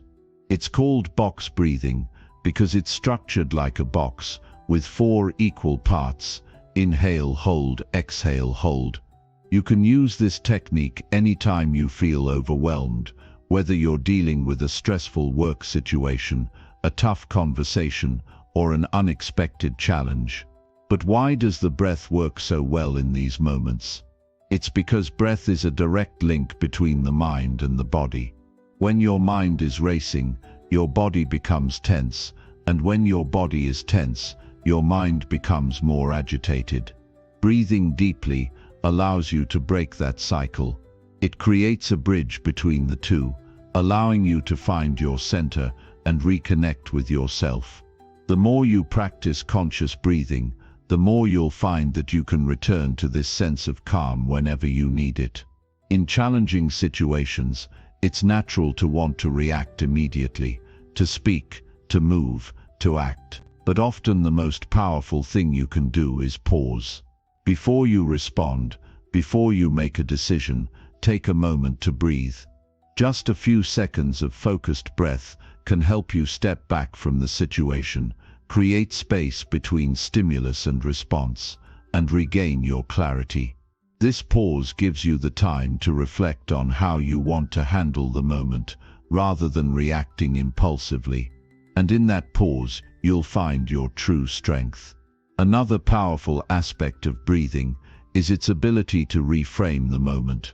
Often when we feel stressed or overwhelmed, we start to catastrophize, we assume the worst will happen, or we imagine the worst-case scenario. The breath allows you to create a sense of calm detachment from these thoughts. When you breathe deeply, you create a mental space between yourself and your worries. Instead of identifying with the stress, you begin to see it for what it is, a temporary sensation that will pass. When you make this shift, you realize that you are not your stress. You are the one who has the power to rise above it. In moments of great stress, it's easy to feel out of control, like you're being pulled in 100 different directions. But the breath is always within your control. It doesn't matter how chaotic the world around you may be, the breath can always bring you back to yourself. You have the ability to focus your attention on it, to slow it down, to make it work for you. This simple act of breathing can be a game changer, transforming how you experience stress and how you handle difficult situations. Building a habit of conscious breathing takes practice. Like any skill, it requires repetition and dedication, but just like any other muscle in your body, the more you train it, the stronger it becomes. Start by practicing deep breathing every day, even when you're not feeling stressed. Take 5 minutes in the morning to focus on your breath, to let go of any tension, and to center yourself. The more you practice this, the more natural it will feel to tap into your breath when you need it most. Another technique you can incorporate into your routine is mindful breathing. Mindful breathing is all about being fully present in the moment, paying attention to the sensations of your breath without judgment. You might start by simply noticing how your breath feels as it enters and leaves your body. Does it feel cool as it enters your nose? Can you feel the expansion of your chest or abdomen as you inhale? These simple observations can help you stay grounded in the present moment and build your ability to focus during stressful situations. Over time, you'll find that your breath becomes your anchor, your place of refuge when you need it most. The beauty of breathwork is that it's not just a technique for stress, it's also a tool for building resilience. Every time you return to your breath, you train your body and mind to be present, to let go of the need for control, and to stay centered no matter what's happening around you. This resilience will carry you through all aspects of life, from personal challenges to professional obstacles. It will make you stronger, calmer, and more adaptable. In the end, the breath is a constant reminder of the power you have within yourself. It's a simple tool, but when used with intention, it can be incredibly transformative. In tough moments, when everything feels overwhelming, the breath is always there to help you find your way back to peace. It's not about eliminating stress or challenges, it's about learning to navigate them with a calm mind and a grounded presence. When you use your breath to anchor yourself, you take back control, one breath at a time. Chapter 14. Stop overthinking by acting on what you can fix. Enough with the endless thoughts that spiral you into indecision. It's time to break free. Overthinking is like a prison for your mind, keeping you trapped in a cycle of doubt, uncertainty, and wasted energy. But you have the power to break free from it. The solution is simple. Stop overthinking by acting on what you can fix. We all know the feeling. Your mind races with what-ifs, and suddenly, every decision feels like the weight of the world. It's exhausting, isn't it? But here's the truth. Overthinking doesn't lead to better results. It leads to paralysis. The longer you dwell on the problem, the further you move away from a solution. And the longer you stay in that cycle, the harder it becomes to make progress. The key to escaping this trap lies in focusing on what you can actually control and taking immediate action. Overthinking often stems from a place of fear or insecurity. We worry about making the wrong choice, about facing failure, or about the consequences of our actions. But the reality is that we don't have all the answers, and that's okay. Life is uncertain, and there's always going to be some element of risk. The best way to combat this uncertainty is to take action. When you take action, you start to build momentum, and momentum breeds confidence. You stop waiting for everything to be perfect before you move forward, and instead, you start making progress, no matter how small. The key to overcoming overthinking is shifting your focus from the outcome to the process. When you focus solely on the end result, you set yourself up for stress and overwhelm. Instead, focus on what you can control in the present moment, what steps you can take right now to make progress. It doesn't matter if it's a big leap or a small step. What matters is that you're moving forward. The more you act, the more you realize that the fear and doubts you were holding onto were based on assumptions, not reality. Action creates clarity, and clarity creates confidence. You don't need to have everything figured out. You don't need to see the entire path ahead of you. What you need is to identify the next step and take it. Often we spend so much time thinking about all the possibilities that we forget that the only thing standing between us and our goal is the next small action. By acting on what you can fix, you begin to dismantle the barriers that overthinking has built. One step at a time, the fog clears, and your path becomes much clearer.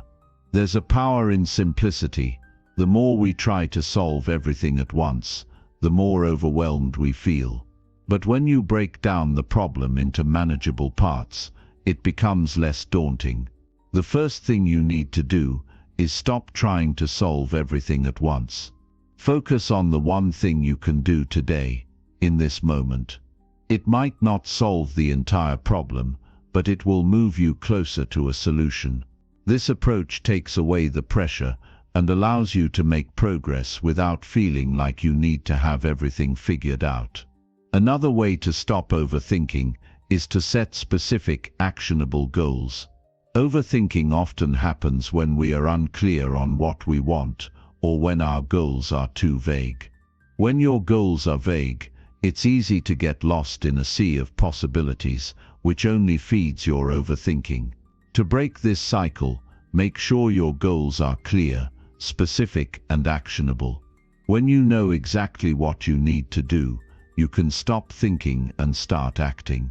The more specific your goals are, the easier it is to take immediate, meaningful action.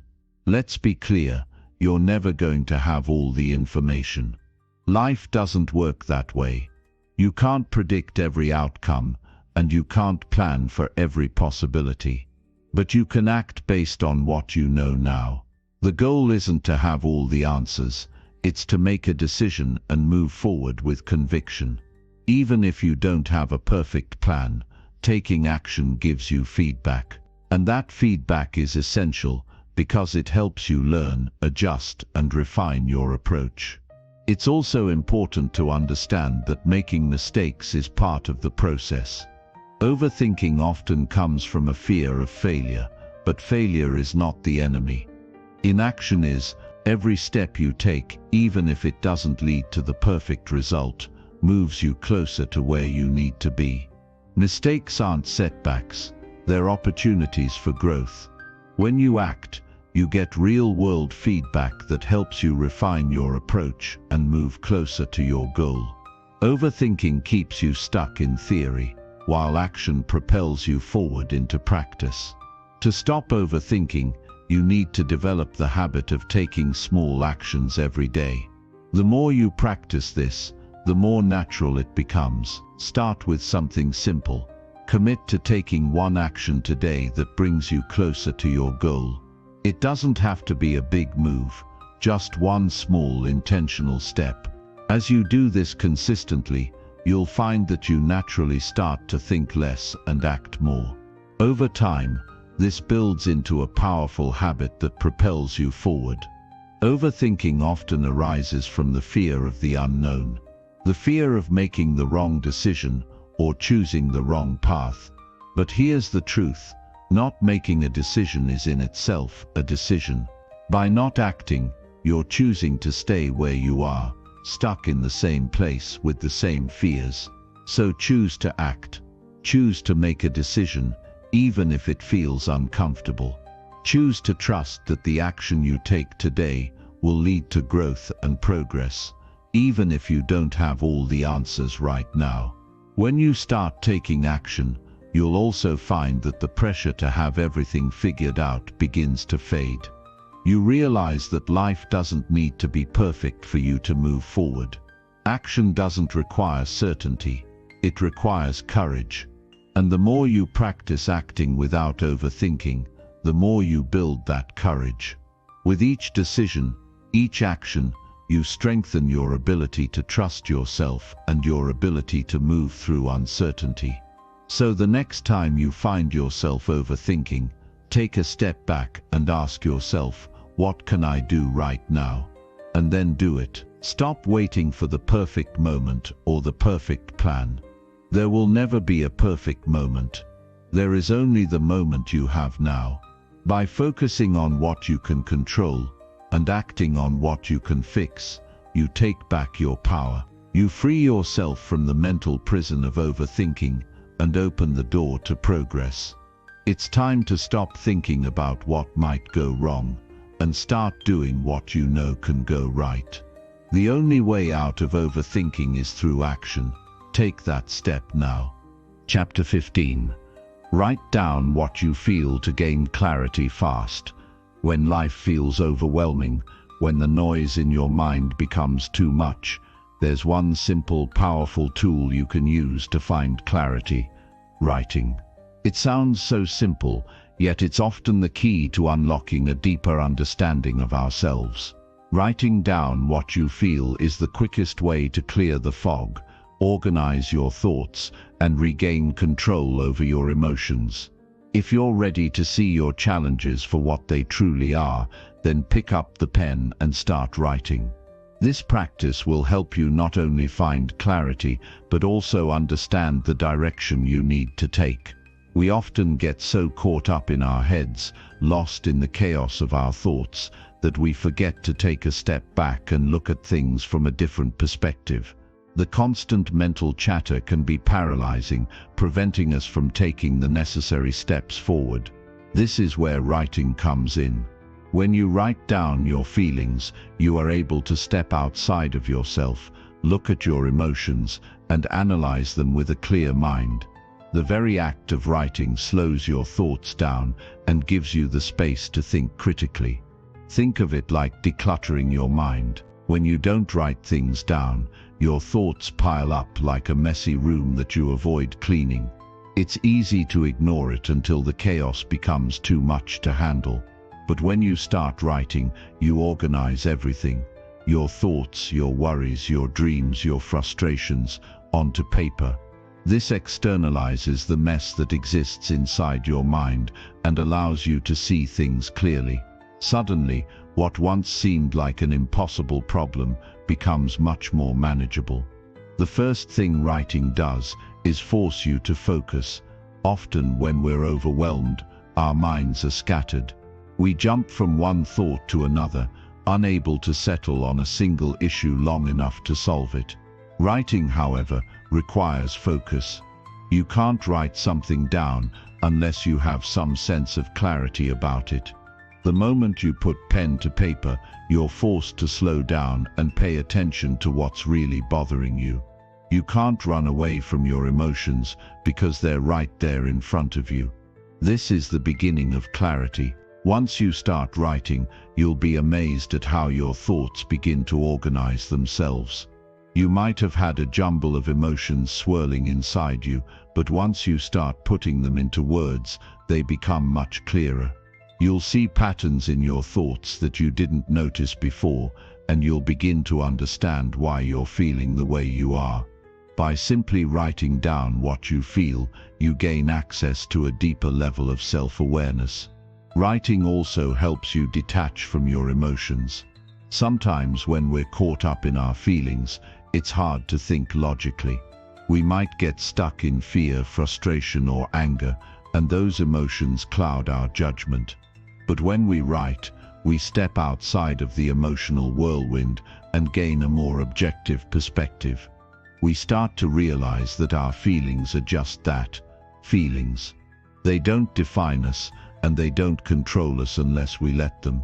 Writing helps you see your emotions as separate from yourself, allowing you to process them without being overwhelmed. But don't just write what's going wrong. Write about the things that are going right too. It's easy to focus on the negative, especially when life feels hard, but writing down the good things is just as important. When you put your positive thoughts and experiences on paper, you create a balance. This act reminds you of your strengths and accomplishments. It's a way to recalibrate your mindset and bring yourself back to a place of gratitude. As you write about what's working in your life, you'll start to see the bigger picture and gain a greater sense of control. Writing down what you feel also helps you clarify your goals. Often we struggle with making decisions because we don't know what we truly want. We get stuck in indecision, unsure of which path to take. But when you write down your thoughts and feelings about your goals, you begin to uncover what really matters to you. The process of writing helps you prioritize your desires and gain clarity about your next steps. When you see your dreams on paper, it's easier to identify which ones are worth pursuing and which ones might be distractions. It's also important to acknowledge that writing is not about being perfect. You don't need to have a structured, flawless narrative. The power of writing lies in its authenticity. Write without judgment. Write without fear of making mistakes. Just let the words flow. This is your personal space to be honest with yourself. The beauty of writing is that it allows you to express everything you need to without holding back. There are no wrong answers. There's no right way to write. There's only your truth, your raw emotions, and your honest self-expression.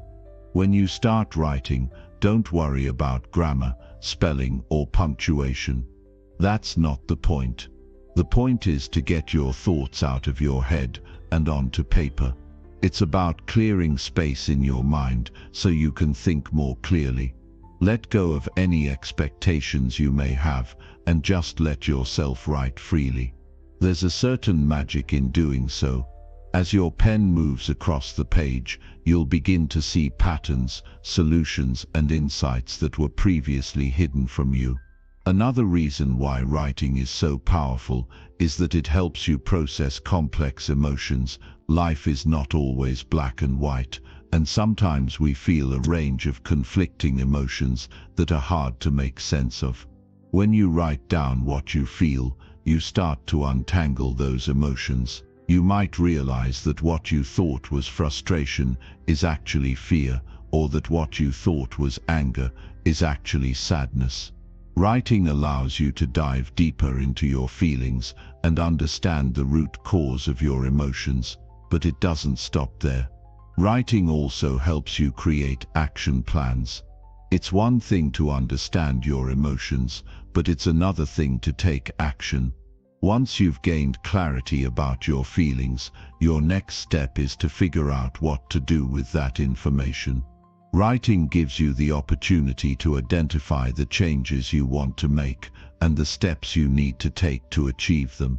By putting your thoughts into a concrete plan, you create a roadmap for moving forward. It's like giving your emotions purpose. They're no longer just feelings, they're the fuel for your next steps. There's also something incredibly powerful about going back to what you've written. After you've spent time reflecting on your feelings, reading what you've written can be a revelation. You'll often find that you've come to new conclusions or developed a sense of clarity that you didn't have when you started. It's like having a conversation with yourself. By reading what you've written, you're able to see how far you've come and how much progress you've made. But perhaps the most important thing about writing is its ability to release the pressure. When you keep everything inside, it builds up over time, like a pressure cooker waiting to explode. Writing allows you to release some of that tension, freeing you from the burden of carrying all of those unexpressed thoughts. It's a form of emotional detox. By writing down what you feel, you cleanse your mind and create space for peace. If you're struggling with indecision or confusion, if you feel overwhelmed by the chaos in your mind, take a moment and write. Write about your worries, your fears, your hopes and your dreams. Write about what's frustrating you and what's exciting you. Write without restriction. Let your thoughts flow freely and see where they take you. By doing so, you'll gain the clarity you need to move forward with confidence and purpose. Don't underestimate the power of the written word. It's your key to unlocking a clear, focused mind. So the next time you find yourself lost in a sea of thoughts, remember, writing is your way out. When you don't know what to do, write down what you feel. The clarity will come faster than you expect. Just write. Chapter 16. Accept hard moments without fighting your emotions. You can't fight your emotions. You can't push them away or ignore them. They will show up whether you like it or not, and the harder you try to suppress them, the more they will control you. But here's the truth. Emotions are not enemies to be conquered. They're signals, guides that provide insight into what's going on inside you. The more you resist them, the more you prolong the pain. The key to overcoming difficult moments, to truly moving forward in life, is to accept your emotions, no matter how uncomfortable they may be. We all face hard times. There's no escaping it. Everyone experiences moments of pain, frustration, fear, and sadness. It's a natural part of the human experience. But the way we handle these emotions determines whether they defeat us or propel us forward.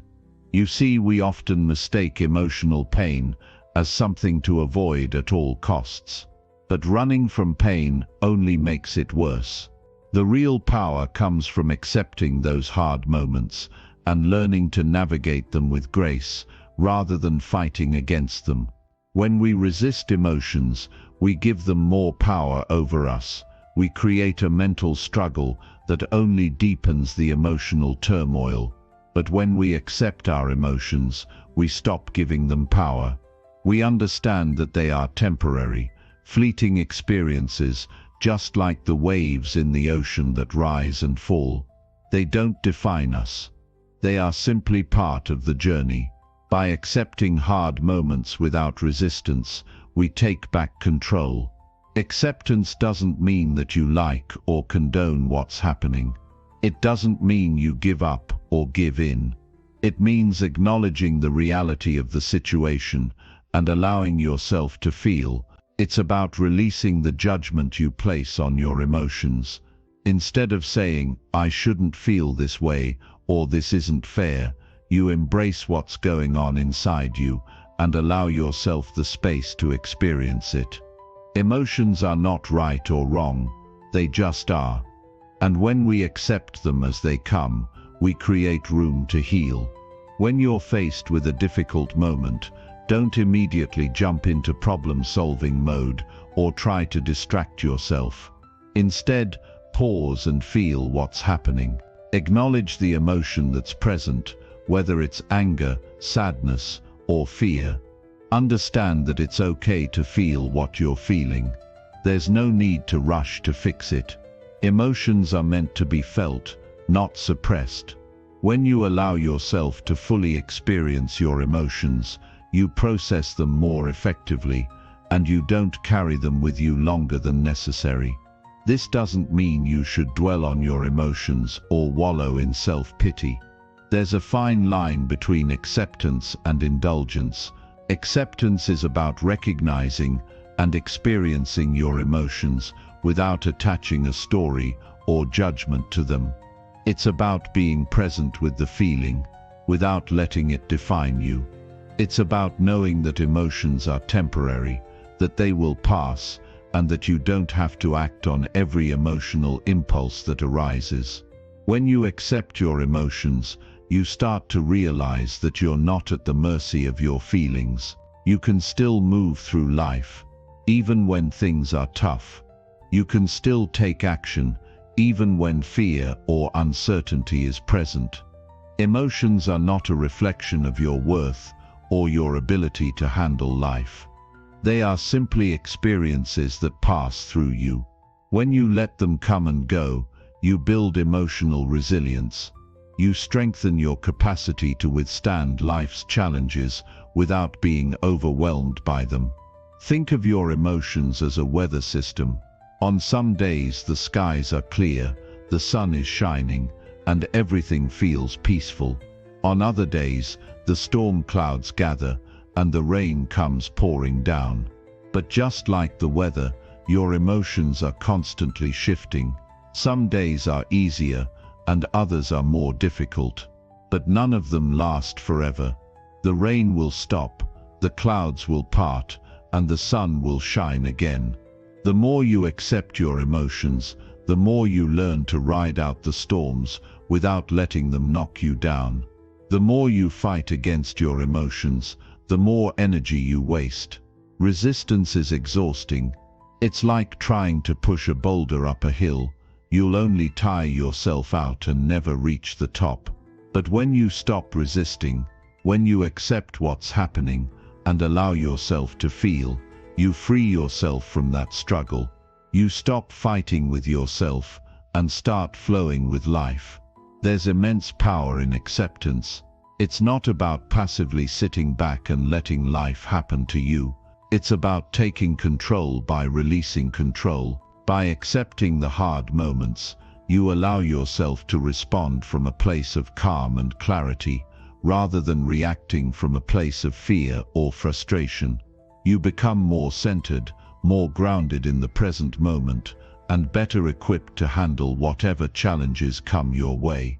Acceptance also opens the door to self-compassion.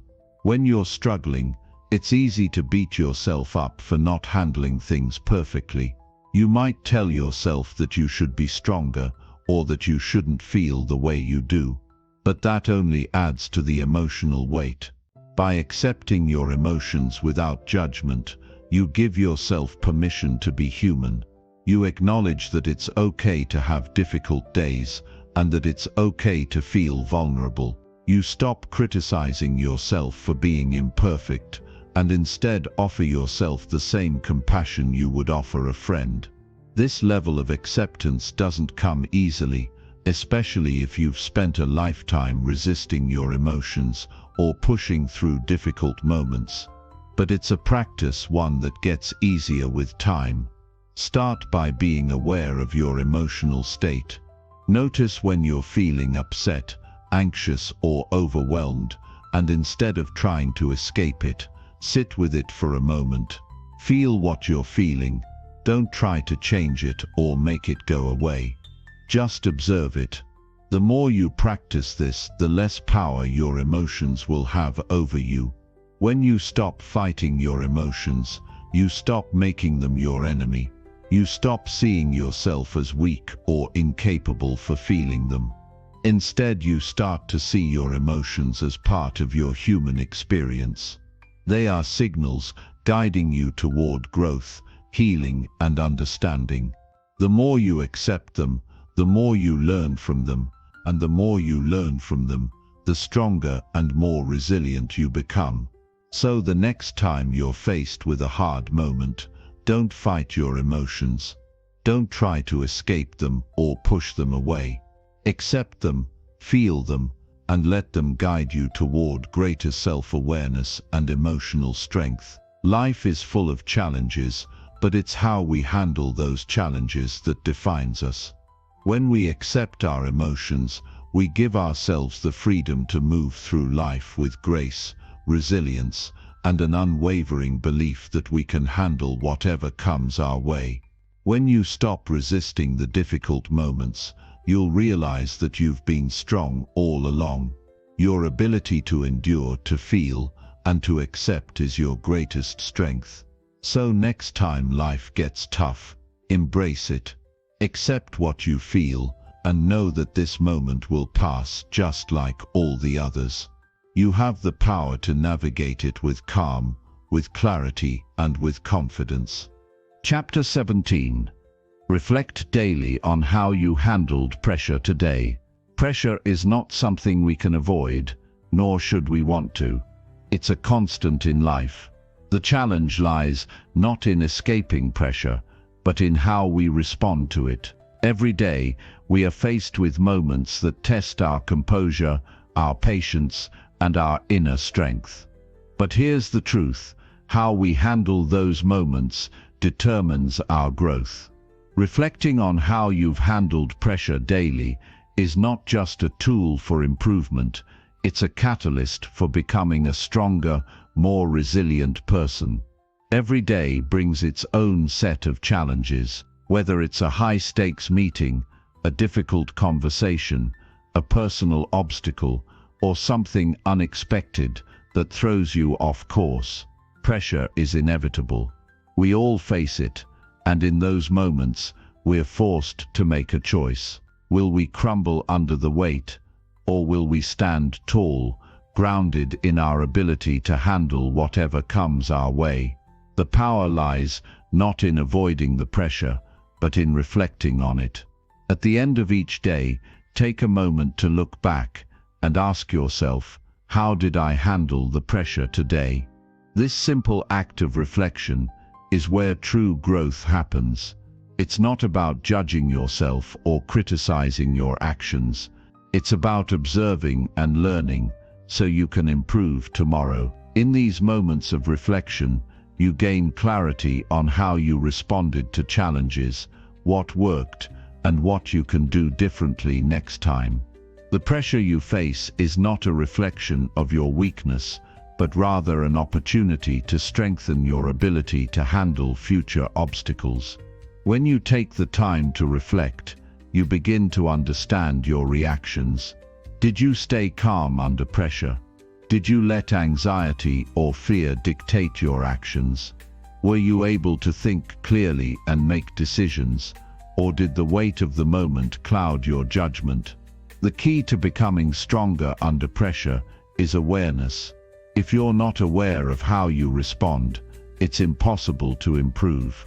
Reflecting on your daily experiences gives you the chance to analyze those reactions, acknowledge your strengths, and pinpoint areas for growth. It's not about perfection, it's about progress. Each day, you have the chance to make incremental improvements that will compound over time. And that's the true power of reflection. It's a daily practice that sets you up for long-term success. When you reflect on how you handled pressure, you're not just evaluating the external situation, you're looking inward. You're questioning your mindset, your thoughts, and your emotions. Did you remain focused, or did distractions pull you away from what mattered most? Did you remain composed, or did your emotions take the lead? The answers to these questions reveal important insights about your own resilience. It's important to remember that pressure doesn't break us, it reveals us. It shows us what we're truly capable of. It reveals the strength we didn't even know we had. But it also shows us our weaknesses, areas where we can grow, and places where we can refine our skills. Reflection helps us take those weaknesses and turn them into strengths. The key is to create a space for this daily reflection, whether it's at the end of your workday, before you go to sleep, or during a quiet moment in your day. Take the time to pause and reflect. Ask yourself how you handled the pressure in the day's situations. Write down your thoughts. Notice patterns. When you reflect regularly, you'll start to see where you're succeeding and where you need to improve. This consistent self-assessment becomes a roadmap for growth. In moments of pressure, we often react instinctively. Our emotions take over, and we might say or do things we later regret.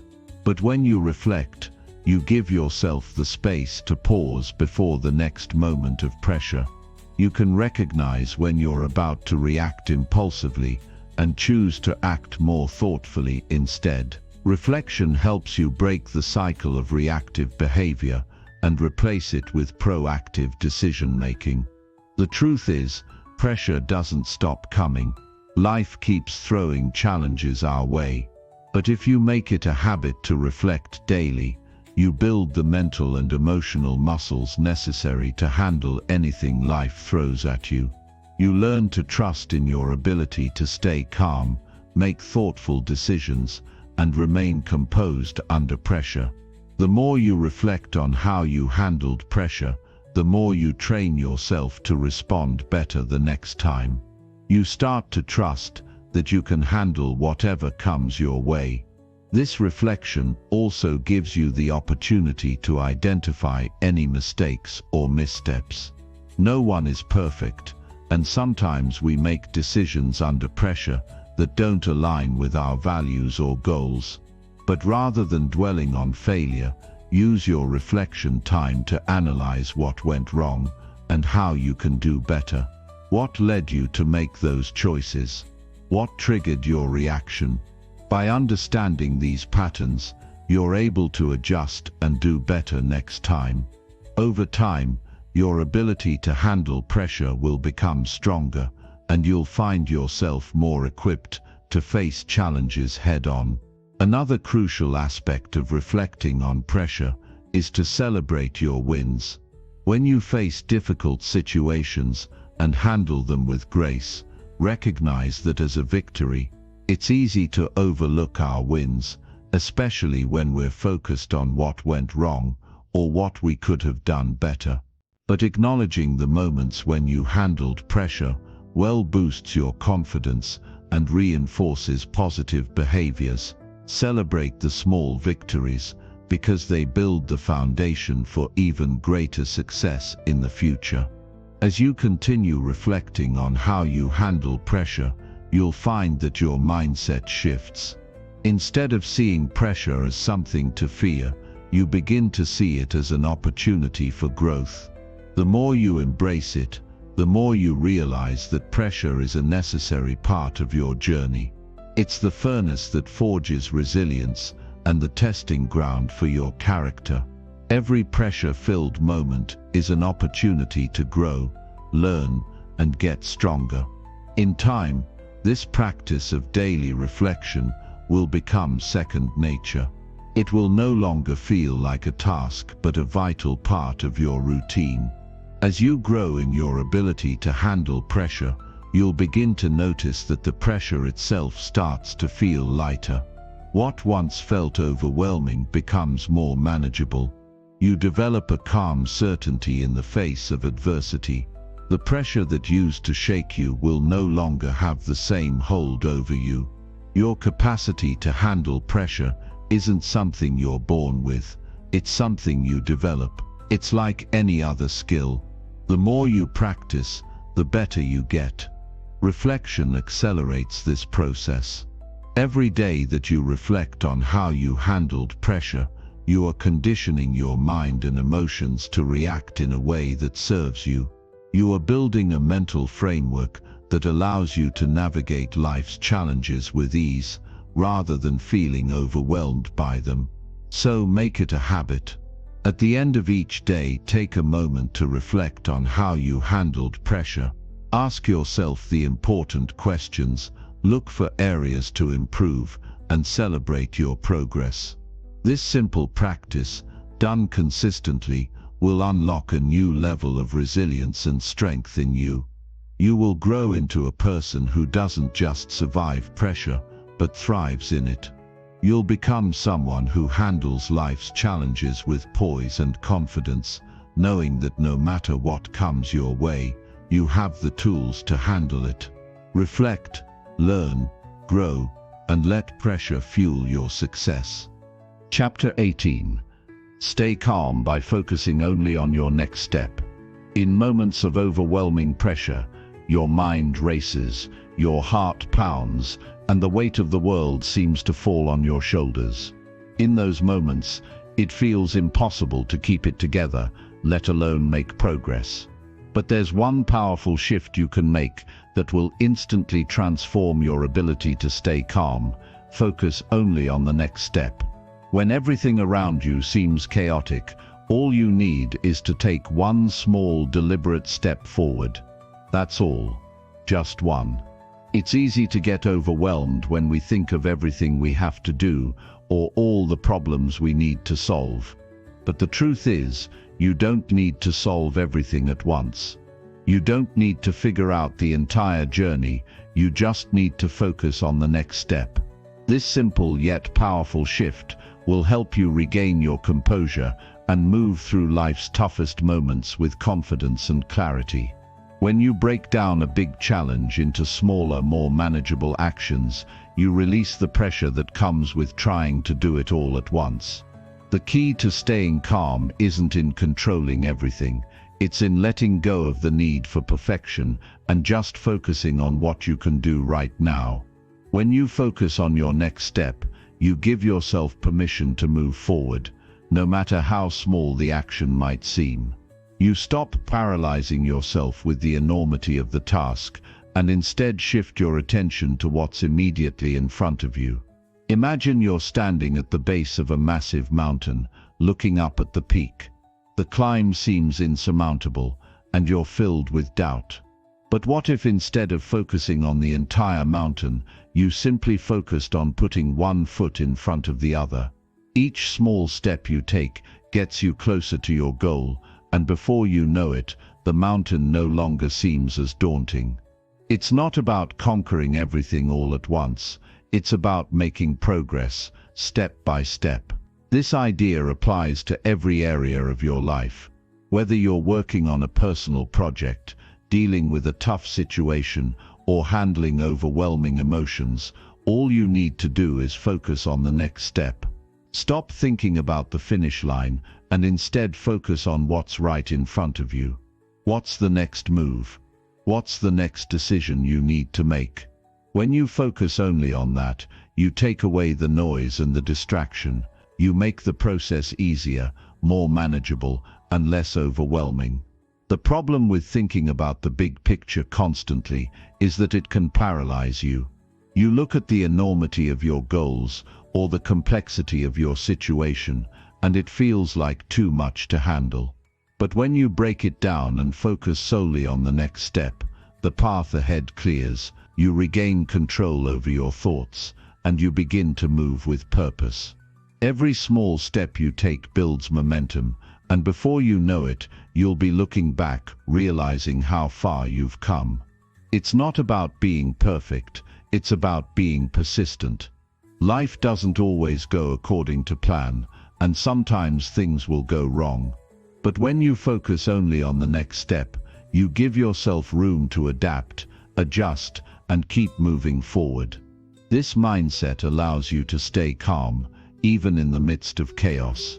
When the pressure builds up, and it feels like the world is spinning out of control, you can find your center by focusing on the task right in front of you.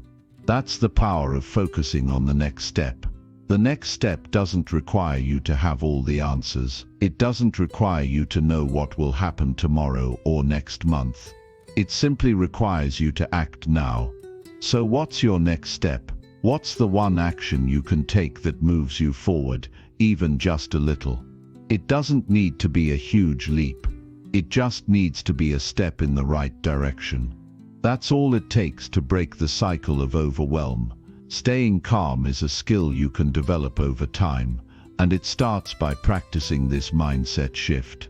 It's easy to get lost in your thoughts, to spiral into anxiety when things feel out of control. But when you focus on one step at a time, you stop letting your thoughts control you.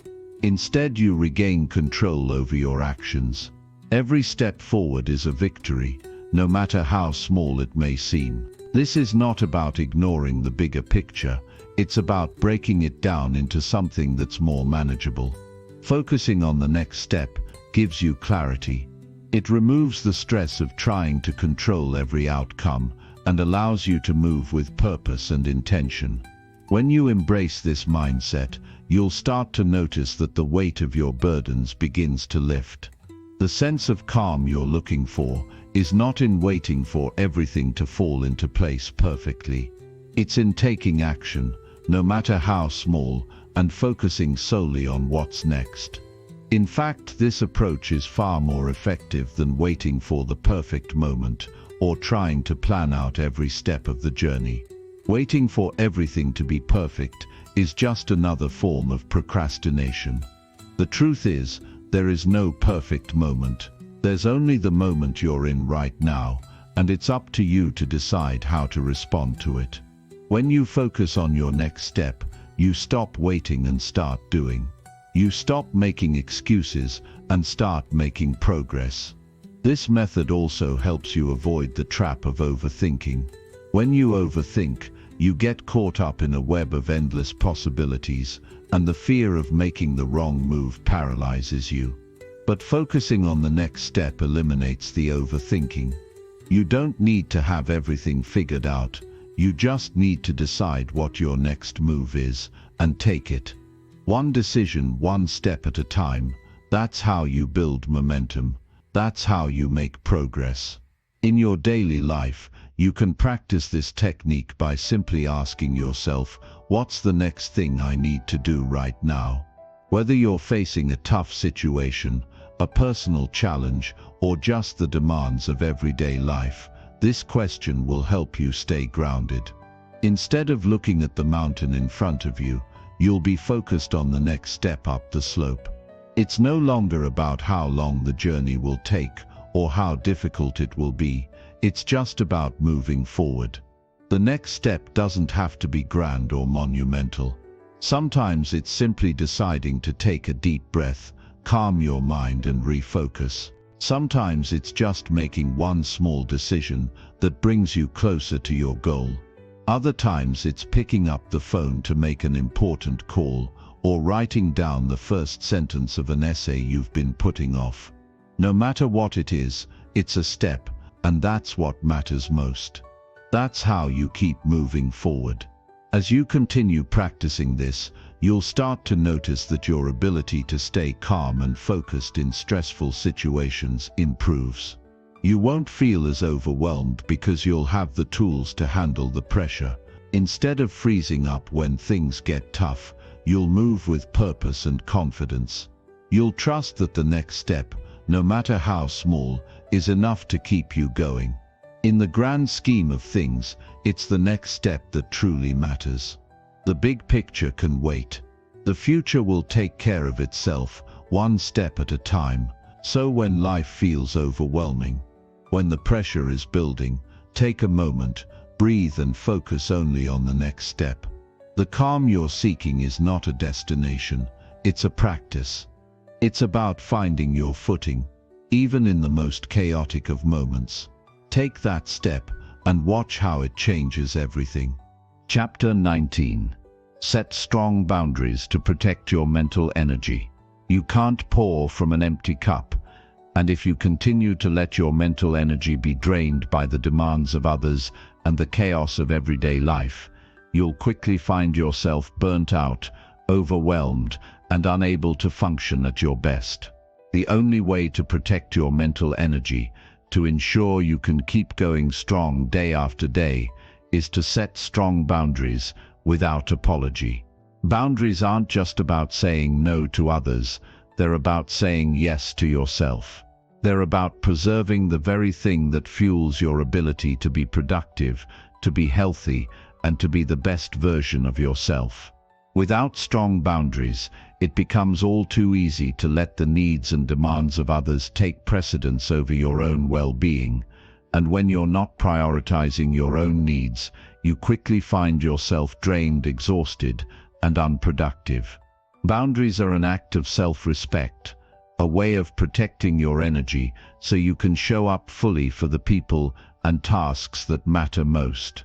One of the biggest mistakes we make is thinking that we can endlessly give of ourselves without consequences.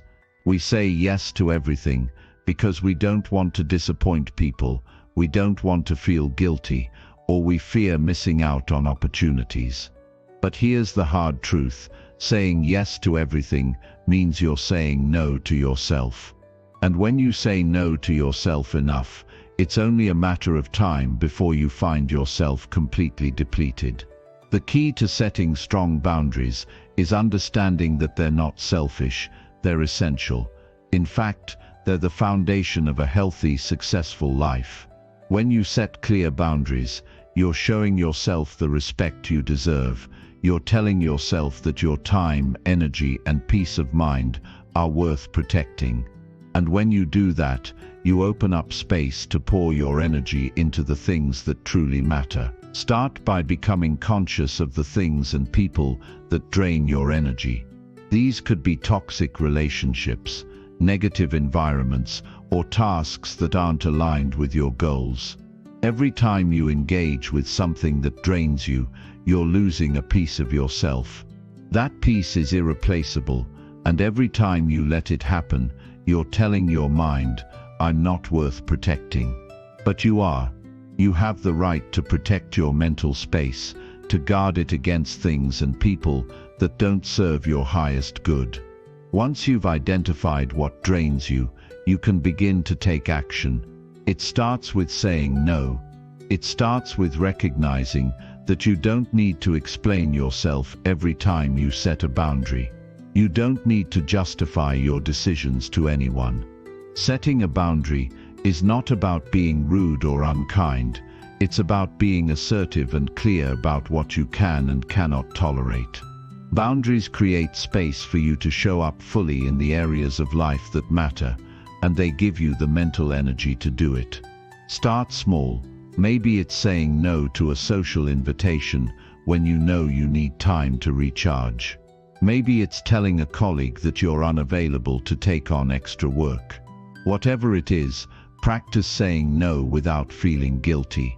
The more you do it, the easier it becomes, and the more empowered you'll feel. Over time, you'll realize that when you respect your own boundaries, others will begin to respect them too. You set the tone for how others treat you by how you treat yourself. But setting boundaries doesn't stop with the people around you.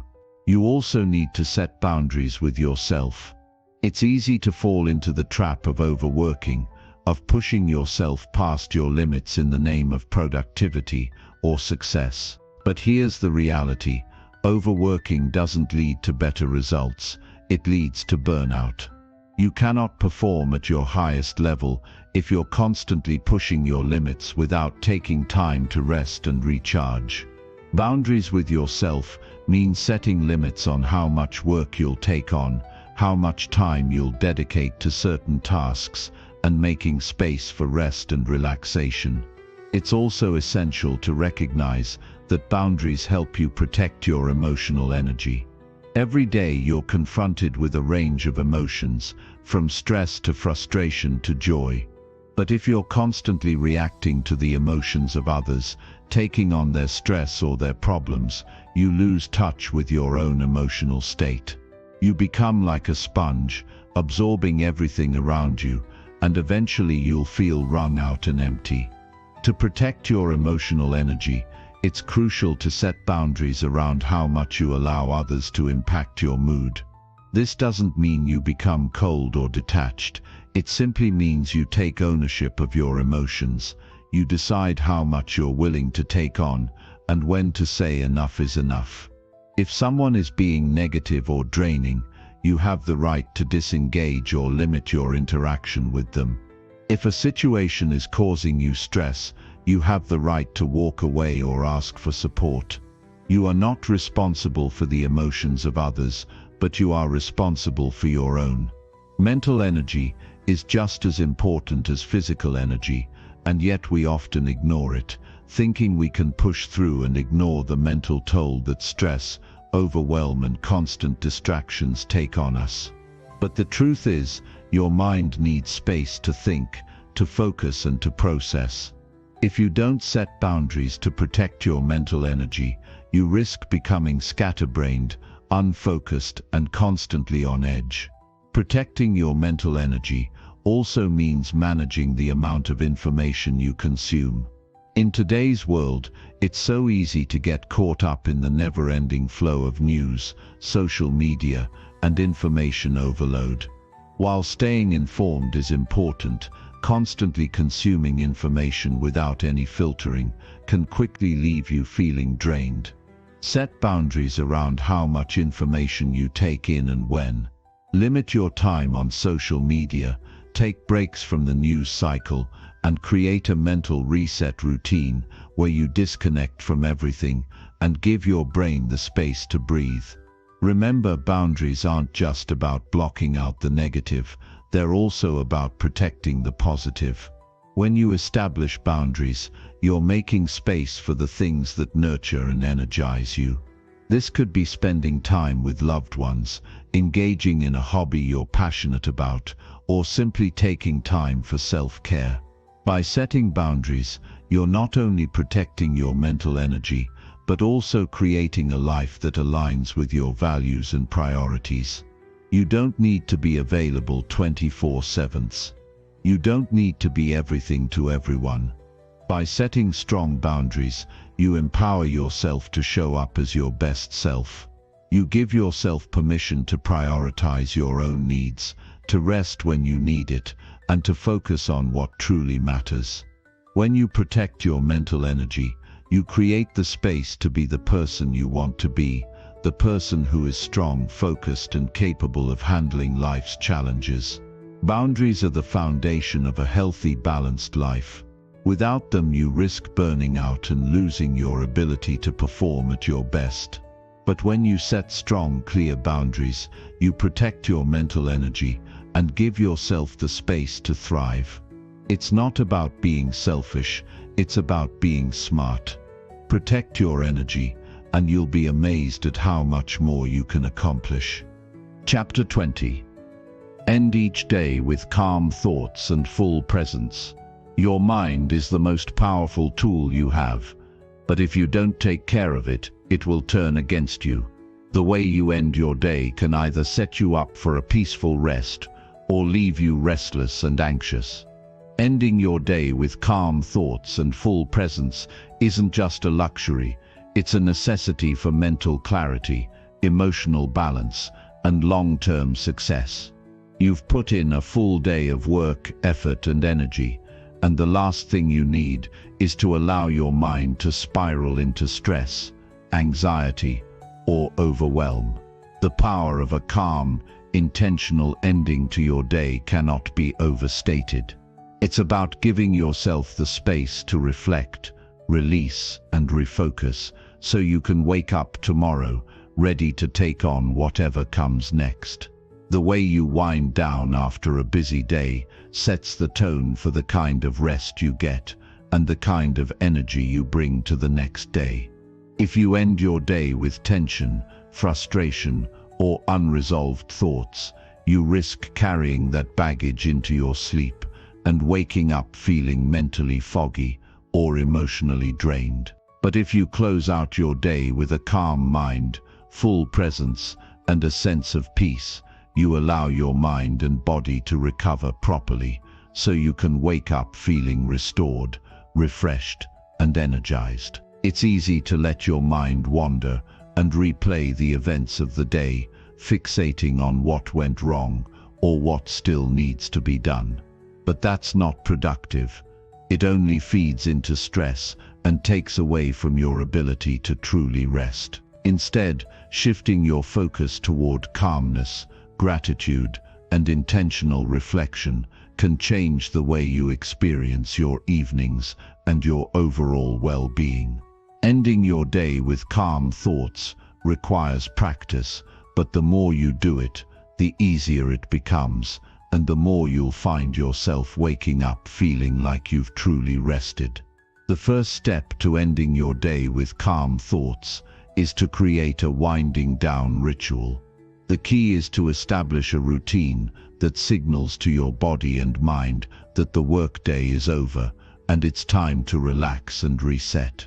Whether it's a warm cup of tea, reading a book, taking a walk, or meditating for a few minutes, choose something that helps you slow down and transition into a state of relaxation. This ritual acts as a boundary between the busy demands of your day and the quiet of the night. It tells your mind it's time to let go of any lingering thoughts and focus on what's right in front of you.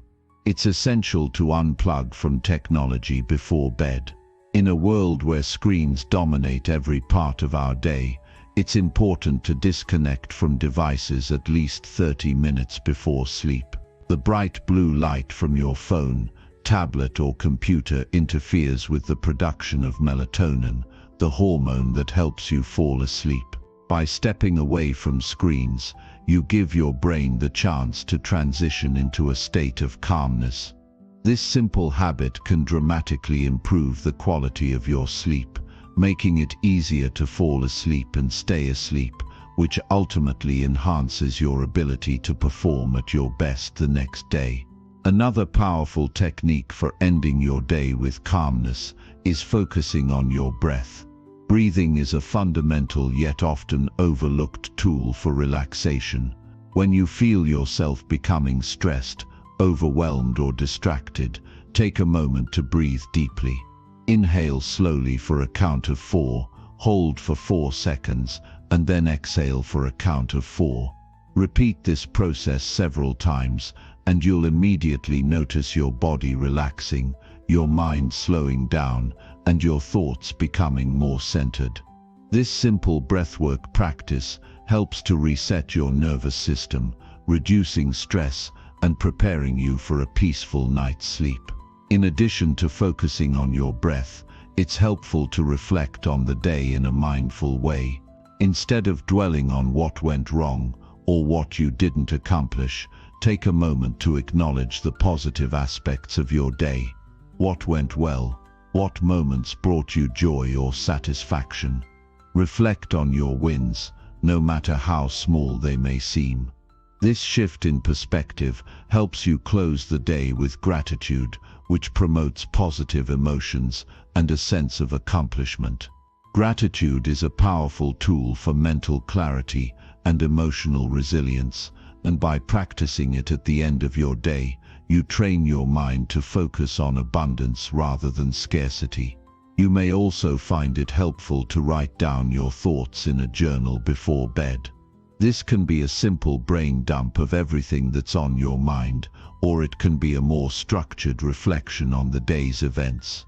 Writing helps you release any pent-up emotions or thoughts, allowing your mind to let go of what no longer serves you. It also gives you clarity on what you've achieved during the day and what you still want to work on moving forward. Journaling is a great way to gain perspective, reduce mental clutter, and feel more at peace with yourself. A crucial aspect of ending your day with calmness is letting go of the need to control everything. It's easy to get caught up in the details of what's next, what you need to fix, or what you didn't get done. But when you focus on what you can control in the present moment, you free yourself from the stress of trying to control every outcome. Let go of the pressure to have all the answers or to fix everything before bedtime. Trust that you've done your best, and whatever is still unfinished can wait until tomorrow. You've earned your time to rest, and nothing will be gained by worrying over what's beyond your reach. Visualization is another powerful technique that can help you end your day with calm thoughts. Take a few moments to imagine the kind of energy and mindset you want to carry into tomorrow. Visualize yourself waking up feeling energized, focused, and ready to take on the day. See yourself handling any challenges that come your way with ease and confidence. This mental practice not only helps you end the day on a positive note, but it also prepares your mind for success in the coming day. By visualizing positive outcomes, you align your mindset with your goals, making it easier to step into your day with clarity and purpose. As you prepare for sleep, it's important to remember that your body and mind need time to recover from the day's exertion. Rest is not a luxury, it's a necessity. The way you wind down and set your intentions for rest directly influences how well you recover and how much energy you'll have the next day. The more you practice creating calmness at the end of your day, the more you'll notice its impact on your overall well-being, your productivity, and your emotional health. A peaceful night's sleep